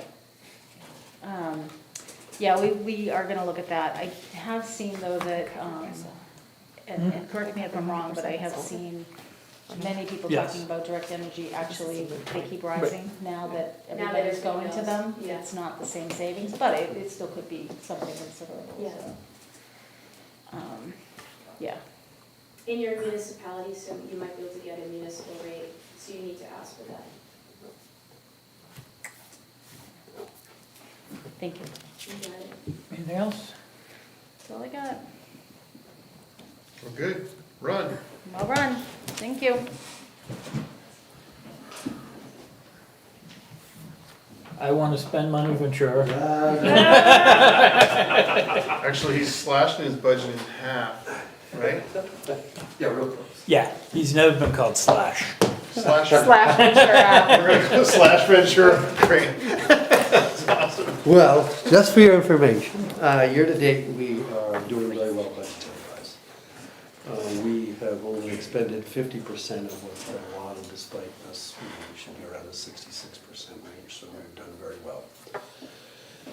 I've done that for a couple of reasons. Obviously, I inherited this budget, don't have history in Brentwood, and I operate a lot differently than predecessors, so I was a lot on the side of caution in the overtime lines, uniform lines, and things like that. I've also been chasing fuel costs all year, as early as I could. As early as, I mean, even as late as today. I mean, I looked at the numbers today, and we're paying 6 more cents a gallon at the Epping Highway shed versus, the Kingston one. So I'm chasing that, but despite that, we're still, fuel-wise, with the new bill that we just got, we're probably about 3,500 in the red on that at current. We've expended about 30% plus another bill of about 20%, 2,000 that we just received. So fuel's been difficult. The other cost that I've noticed has been a bit higher than I expected it, given costs of everything, is maintenance of the vehicles.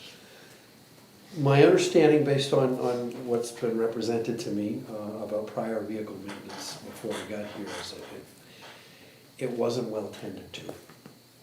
When things went in, there were suggestions to get some things done, and those suggestions kind of went ignored a little bit. So I inherited a lot of maintenance issues. So we're real close on maintenance right now. So that's probably the maintenance line is the only one I'm really looking outside of salaries, and we'll get to that. In terms of next year of increasing the slight bit, just a couple of thousand to add on to maintenance and vehicle repairs. I've found that the wear and tear on these vehicles is different from the wear and tear I've had in other departments for the last 11 years because of just the makeup of The wear and tear is much greater in Brentwood than it would be in Wakefield. Wakefield's 64 square miles, Brentwood 17. So a lot of stopping and starting, a lot of breaks, a lot of other issues that go on with that abuse of the car. I don't mean abuse, it's just they're ridden hard because Hard usage. they're police cars. At any rate, so the lines that I'll be looking to cut, some as I've alluded to before, when we've had discussions about personnel, is certainly overtime. I think currently overtime expenditures, we've only expended about 32% of our entire budget of overtime to date, so it's pretty good. We've done very, very well. I know this would be at 26 hours, but you know, I've been very frugal with that. I don't want to eliminate the overtime budget, but I anticipate cutting that by a significant amount. And part of that is to offset. We expect a savings of only about $5,000 from the New Hampshire retirement reduction that's expected next year, so that will add to it. But has been consistent every time I've been in front of you, my biggest concern, my biggest want for the department right now is personnel. You guys graciously added a position this year. And we've had talks about the addition of a warrant article for another additional officer next year, which would, as we discussed, would be one of my part-time officers who's already budgeted for approximately $30,000 next year. So that would be used to offset. Obviously, this position wouldn't go into effect until after election, so it wouldn't be a full year funding for that position.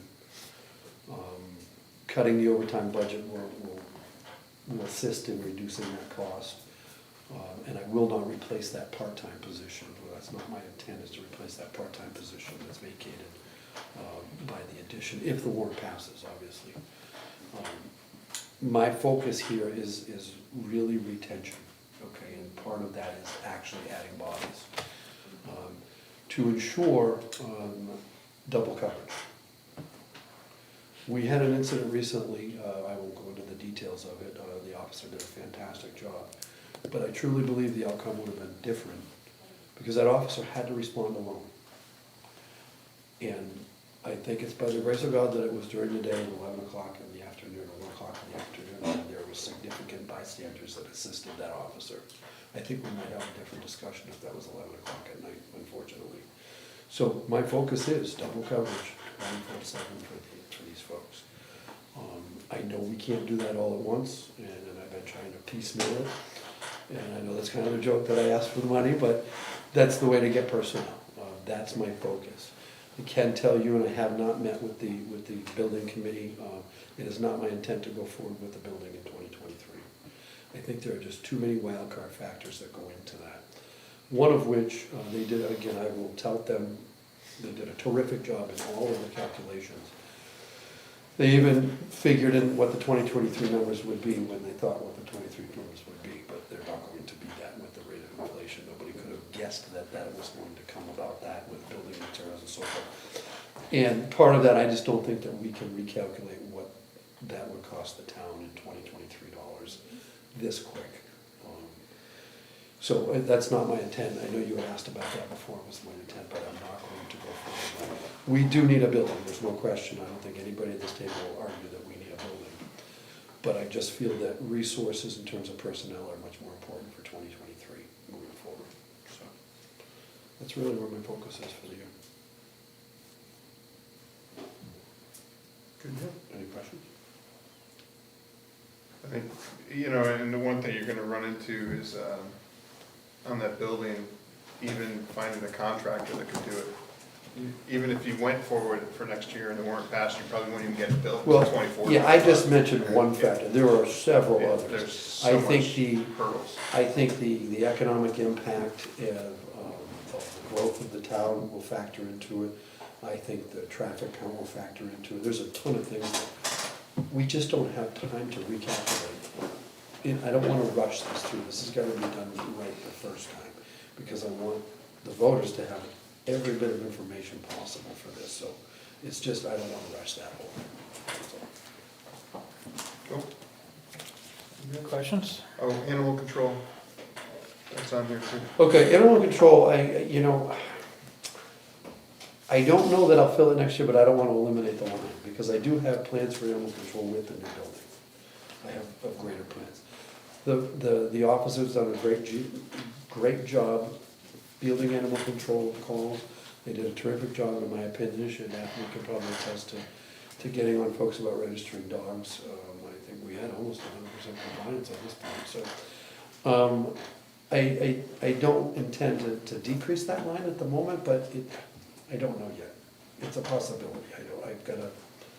I just think I need to talk about that some more with you folks in the budget committee and collaborate with Karen some more on that. Good deal. Thanks, chief. Well, that was easy, Yes, it is hot in here. geez. Yeah, it's We working opened out up the here. windows. Insurance?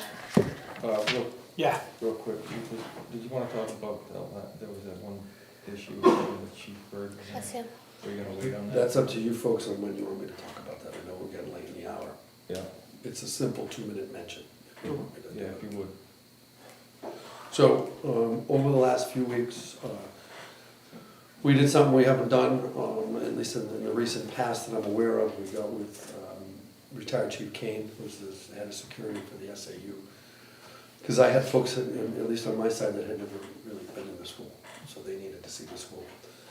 And one very important thing that the chief and I have figured out, that we do not have the ability to communicate to the outside within that school. That's a major problem. Which school? Swayze. Swayze? So can we, if this is a potential security discussion, can we consider maybe doing it in non-public, just for security?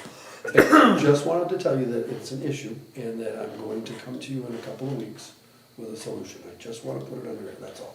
So I don't want to go too deep into it. Okay. But I do want to put it on the radar because I do see it as a major issue that was never noticed before, so. That's all. Thank you. So on that idea, do you know whatever happened to the money for the repeater system at the PD?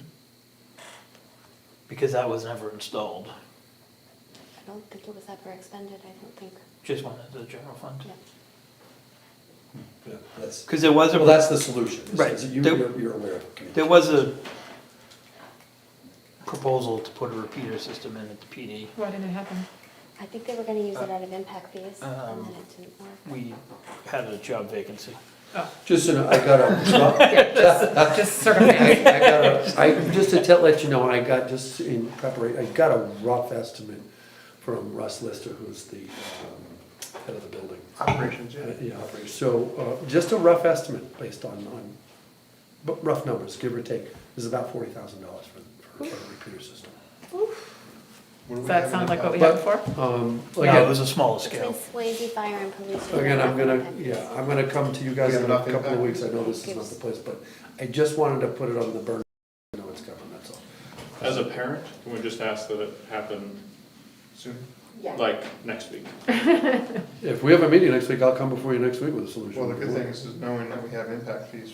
We have a meeting next week, yeah? Yes. Can we, We're back. I will come to you Come with a back next solution week. Tuesday, absolutely. Slash Ventura. 100%. We're giving you permission to ask for money. I appreciate it. I'm gonna ask for money, you know that's coming. We're inviting you to ask for money. That's different. That's not usually what we do. Did I hear you say it went from slash to? To money bags, money bags, Ventura. I appreciate your time, folks. Appreciate you. Thank you. If you ever need a used car salesman, Really? Really? He talks A little burn, Andy. So, you know, if That salesman. All right. If he hires you as a used car salesman, can you donate the money back to your budget? There you go. Are we well done with budget? Question in the back. yes, Kim. Kim Leo, River Street. I've got a quick question. I know we had the solar speed limit sign for a while, but I haven't seen it on Middle being used in a long while. Funny you should say that.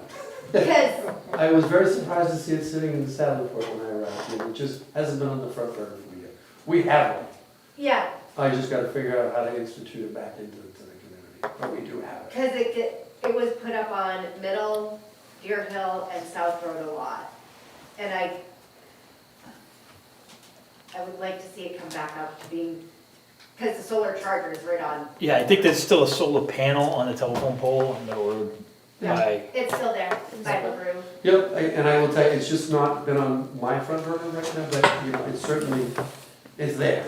I just haven't, that's one of the things that I just haven't gotten to since I got here in March. But- good thing you have an ambitious sergeant that's willing to take on We do. additional responsibilities. And that's the other thing. Well, that's the other thing. I'll give him a ladder if he needs. Penalty. Oh, like nurse. I have a lot of We have like another half hour. No, I've kept him Go very get a busy since coffee. he got here a couple months ago.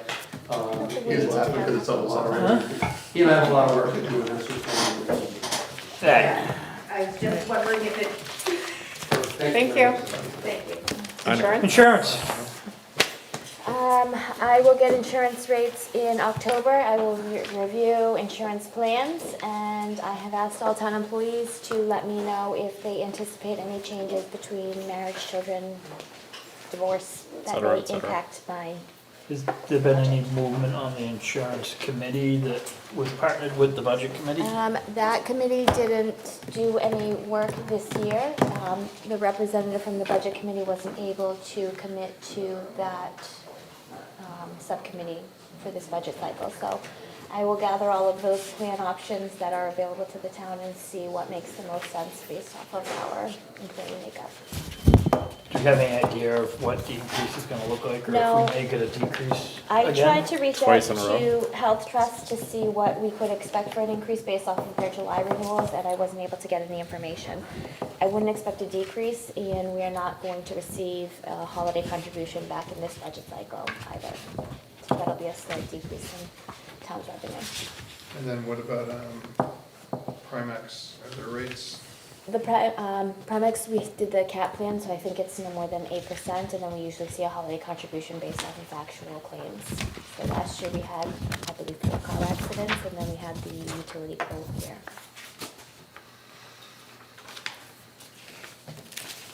But we didn't have any workers' compensation claims that resulted in a loss of wages. All right, air purifiers. You guys can go home. Huh? Why are you looking at What? Thank you for Why are you staying. looking at me? I'm just, you were in front of me. Oh, So halfway through your packet are the numbers for air purifiers. Town office, 1,410, PD 940, library 2170, and the Grange 940. And everything but the Grange can come out of impact fees? Yes, and then Grange is a line item in the government buildings budget that I would use to cover that cost for the 1 year. Do I have a motion? Motion. Do I have a second? I'll second that. Bob and Jen. Any discussion? All in favor? aye. Anybody opposed? Sweet. There's a legal opinion in the packet about nominating everybody as alternates. Basically, They don't like. legal recommends can't be done. So, last week we nominated Jen as an alternate to the planning board. Do you want to keep that? Either way, I mean, the way I read this is we can just designate at any of our meetings for any of their meetings. Right. Right. But if But something we can happens. also have an official alternate. Yes, Right. and Yeah. then if there's a reason that both of you aren't able to attend that meeting at the Tuesday prior, you could just elect I'm someone happy to be the else. alternate for that. Does somebody want to be an alternate to the budget committee? I did it for 9 years and willing to do it again. It's gonna be short term, because I'm only here till March, so. Who's the? Well, budget committee you will on be Bud done Club? by March. And You're then you the guys rep, can right? deal with it next year. Why don't we have Russ or Jen do it for budget committee? Since you're going off board. Either way. It's committee, so. Do either of Pretty- you it's pretty want it or intensive. not want it? What day of the week is it? Mondays. Mondays, and it's pretty intensive. If they go Will long, conflict with school board for me, at least for now. they do have very long meetings. Russ is like, I'm gonna need a It lot more really- coffee. It just really That's- depends on what you're doing, because they do, I mean, what do you guys, sometimes you guys go to 10, It hasn't been that bad, depending on how much is on the agenda. right? Your calls? Yes. And It's it's just still a couple alternate. weeks, you don't have to think about it today. And Andy's 'Cause- here for the most part. Yeah, You're usually here. the next budget isn't until, October, right? Yeah, your budgets will start your review October 3rd, and then after that, so the earliest it would be is the 17th, because so we got plenty of time to think Okay. about it. And I'm pretty much out of the picture for half of November anyway. So I'll be busy. Did you wanna do that? Oh, sure. Yeah, so we got contacted, oh, it's all printed out, look at that, Karen, that's great. So we got contacted by the American Cancer Fund for Children and the Kids Cancer Connection to ask us to make a proclamation from the town of Brentwood to recognize Childhood Cancer Awareness Week, which is coming up next week, September 25th to October 1st. So I'll just read this proclamation and then ask for a motion. The proclamation reads, whereas the American Cancer Fund for Children and Kids Cancer Connection report cancer is the leading cause of death by disease among U.S. children between infancy and age 15. This tragic disease is detected in more than 16,000 of our country's young people each and every year. And whereas 1 in 5 of our nation's children loses his or her battle with cancer. Many infants, children, and teens will suffer from long-term effects of comprehensive treatment, including secondary cancers. An estimated 400,000 children and adolescents are diagnosed with cancer globally each year. And whereas founded nearly 30 years ago by Stephen Firestein, a member of the philanthropic Max Factor Cosmetics family, the American Cancer Fund for Children, Inc., Kids Cancer Connection, Inc., along with Lions Club International, are dedicated to helping these children and their families. And whereas the American Cancer Fund for Children and Kids Cancer Connection provide a variety of vital patient psychosocial services to children undergoing cancer treatment at the Children's Hospital at Dartmouth Hitchcock Medical Center, Dartmouth Hitchcock Norris Cotton Cancer Center in Lebanon, as well as participating hospitals throughout the country, thereby enhancing the quality of life for these children and their families. And whereas the American Cancer Fund for Children and Kids Cancer Connection also sponsored toy distribution, Laughter Noon, Laughter is Healing, positive appearance programs, pet-assisted therapy, KCC Supercar Experience, educational programs, and hospital celebrations in honor of a child's determination and bravery to fight the battle against childhood cancer. I would like to wholeheartedly support this, having taken care of a lot of children with cancer, including kids in this town. Is that a motion? That's a motion. Second. Moved and seconded, any discussion? All in favor? Aye. Anybody opposed? Next week agenda, can we put on, we'll make it Russ Day. The chief of the radio. Energy. And then put anything else, that'd be great. hold on. Hold that thought. Just if we have a small pause here, we talked about the economic development survey, the other survey, just for anybody watching or watching later. For SAU, the input.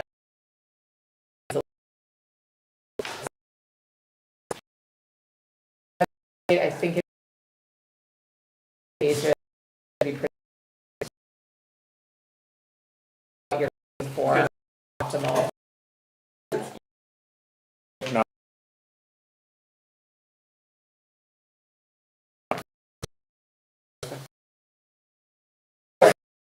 Because she's okay.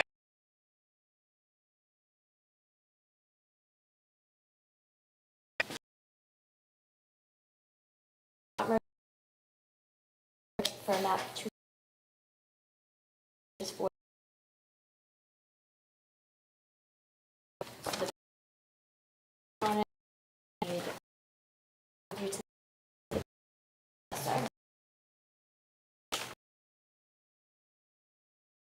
Do I have a move in favor?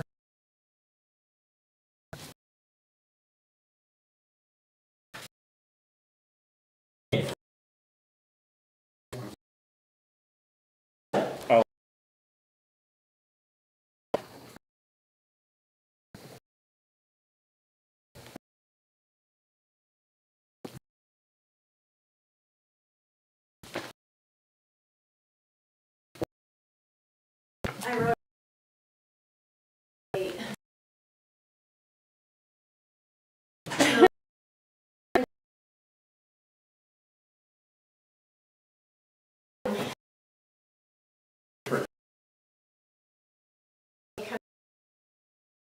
environment.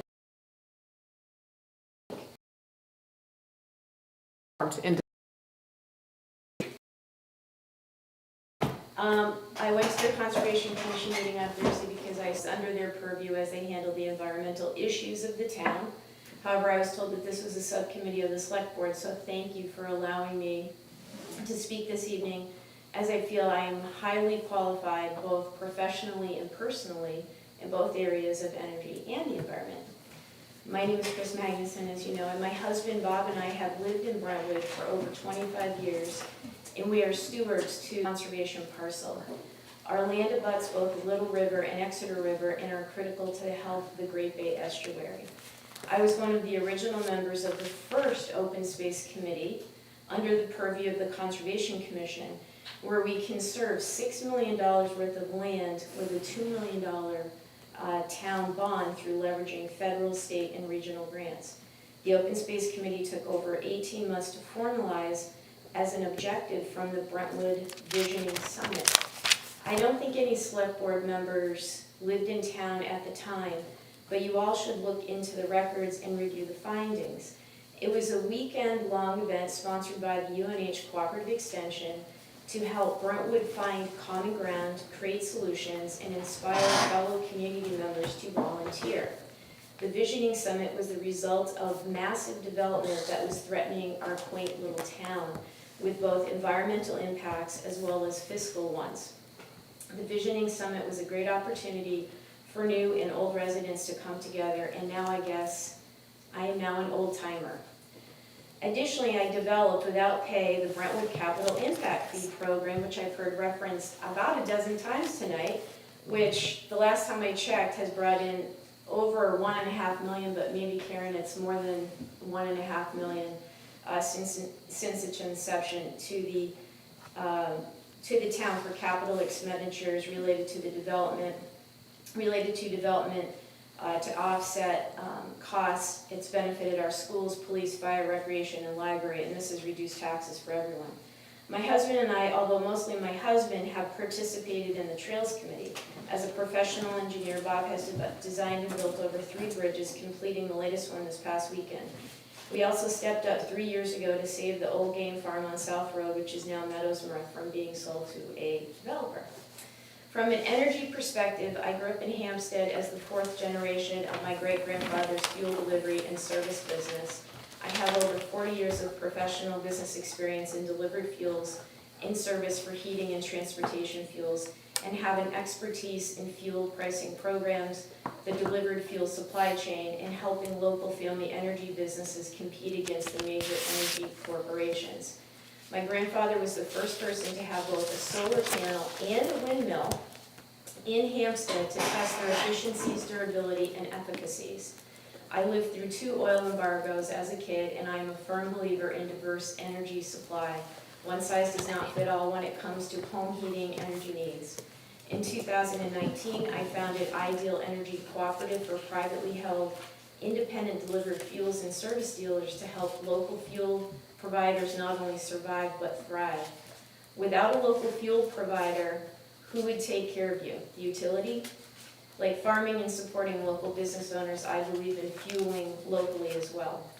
I'm happy to go over any specific details with you about my experience, but for the sake of time, I'll just end by saying that we do have some serious energy supply chain issues, along with ongoing environmental development threats. As an old timer, I have much to offer and would like to volunteer for this subcommittee. Thank you for your consideration. Thank you. Can you submit that? Yes, yes, in the minutes, please, that would be fantastic, please. And come back next week. What? And come back next week. Thank you. Come back next week? We're gonna talk further about the development of the committee. And one thing that the communications subcommittee discussed at their last meeting 2 weeks ago was to create a process for, like an Yeah, application process for Yeah, folks. I just want to be careful, telling her that, I mean, you can come back next week, obviously, Well, I guess I'm officially submitting. but you don't Yep. have to come back next week. Right. The- Because anybody can submit, yeah. the committee, I don't know who told you the committee had been formed, but it hasn't been formed. We covered that for 45 minutes last week, so I'm sorry you got that bad info. Okay. The second part of that is, part of the revised proposal for the committee is going to be just what you did, which is how people can, you know, state their interest and their background. So you're ahead of the class, if you will. But That never happened. You read his mind. yeah. You read his mind. But yeah, the communicate, it's so late, Karen, I'm sorry. Did I just cut you off when you were about to say the No. communicate? Okay. The Communications Committee in their last meeting talked about a form. So you might have to just cut and paste, but it's easy. Just whatever you wrote into How that. do you get the form? We don't, Haven't created it But like I said, you're way ahead of the class, but We you'll haven't know. even We'll let you know. finished We've got your establishing information. the criteria, Yeah, how yeah. it's gonna run, Oh, if we're actually gonna have one, if it's gonna Yeah, we fall haven't under- even voted If it's on gonna, it. oh, it might go under the Conservation Commission? It's all being discussed. We have Yep. no idea. We'll find out next week. We're gonna discuss it further. All right. Jim, do you have anything? I do not. Wayne looks like he wants to. I wanted to let you guys know, tomorrow at Old Warren Lake Road, I got a big pine tree that we're gonna take down. And Bullock Tree Service is gonna come over with their bucket truck and stuff. And they're charging us $900 to take that down and haul it away. Is Lake Road gonna Where on close? Lake Road? It's, Right across from your house. It's at the end of your driveway, John. it's just up above Old Gordon Road on the left. If you hit timber, under the desk. So Lake Road is a scenic road and it is a hazard to life and safety, so can you make a motion to give him permission to take it down So, without the planning board public process? Being here anyway. Yeah, Okay. so the area of Lake Road where the tree's coming down is a scenic road. The tree's been deemed a hazard to life and safety, so I need a motion of the board to allow Motion. the chief, the Wayne, to hack that tree up. Motion. Do I have a second? Moved and seconded. Any discussion? All in favor? Aye. Who deemed Russ. it, who deemed it, safety and, Wayne deemed it. okay. Yeah, it's gonna fall over. Russ, in order to We'll cut send a them tree your on way. a scenic road, you either need Yeah, to. yeah, no, I'm good. Yep, I'm good. Right, Thank you. non-public for Can I just ask one question? Were we gonna discuss Josh Berlin's comments? It's in our packet. We can put that on We're gonna another put it agenda. Next week? No, We're talking energy. agenda, yeah, we can talk it next week. It's not gonna be a long. It kind of it's not gonna be folds a But that's more of a Energy tax and solar? rebate than an energy committee, but. So we'll talk about this when? long- Next week. Next week? Okay. Right, I mean, is Sure. it a long discussion? No, Yes, it's Wayne? just whether the town wants to adopt this. Tomorrow morning. Yes, I will not be here at Tax 7 a.m. though, so I'll come go. after me, please. Do I have a motion? Okay. Yes, motion to go non-public. It is Second. 9:18. All in favor? Aye. Sorry, I missed who made the motion. Bob, Jen, Paul, Personal legal, and then, was it personnel and also legal? on the agenda, throw solar tax. Yes, solar exemption. Solar exemption.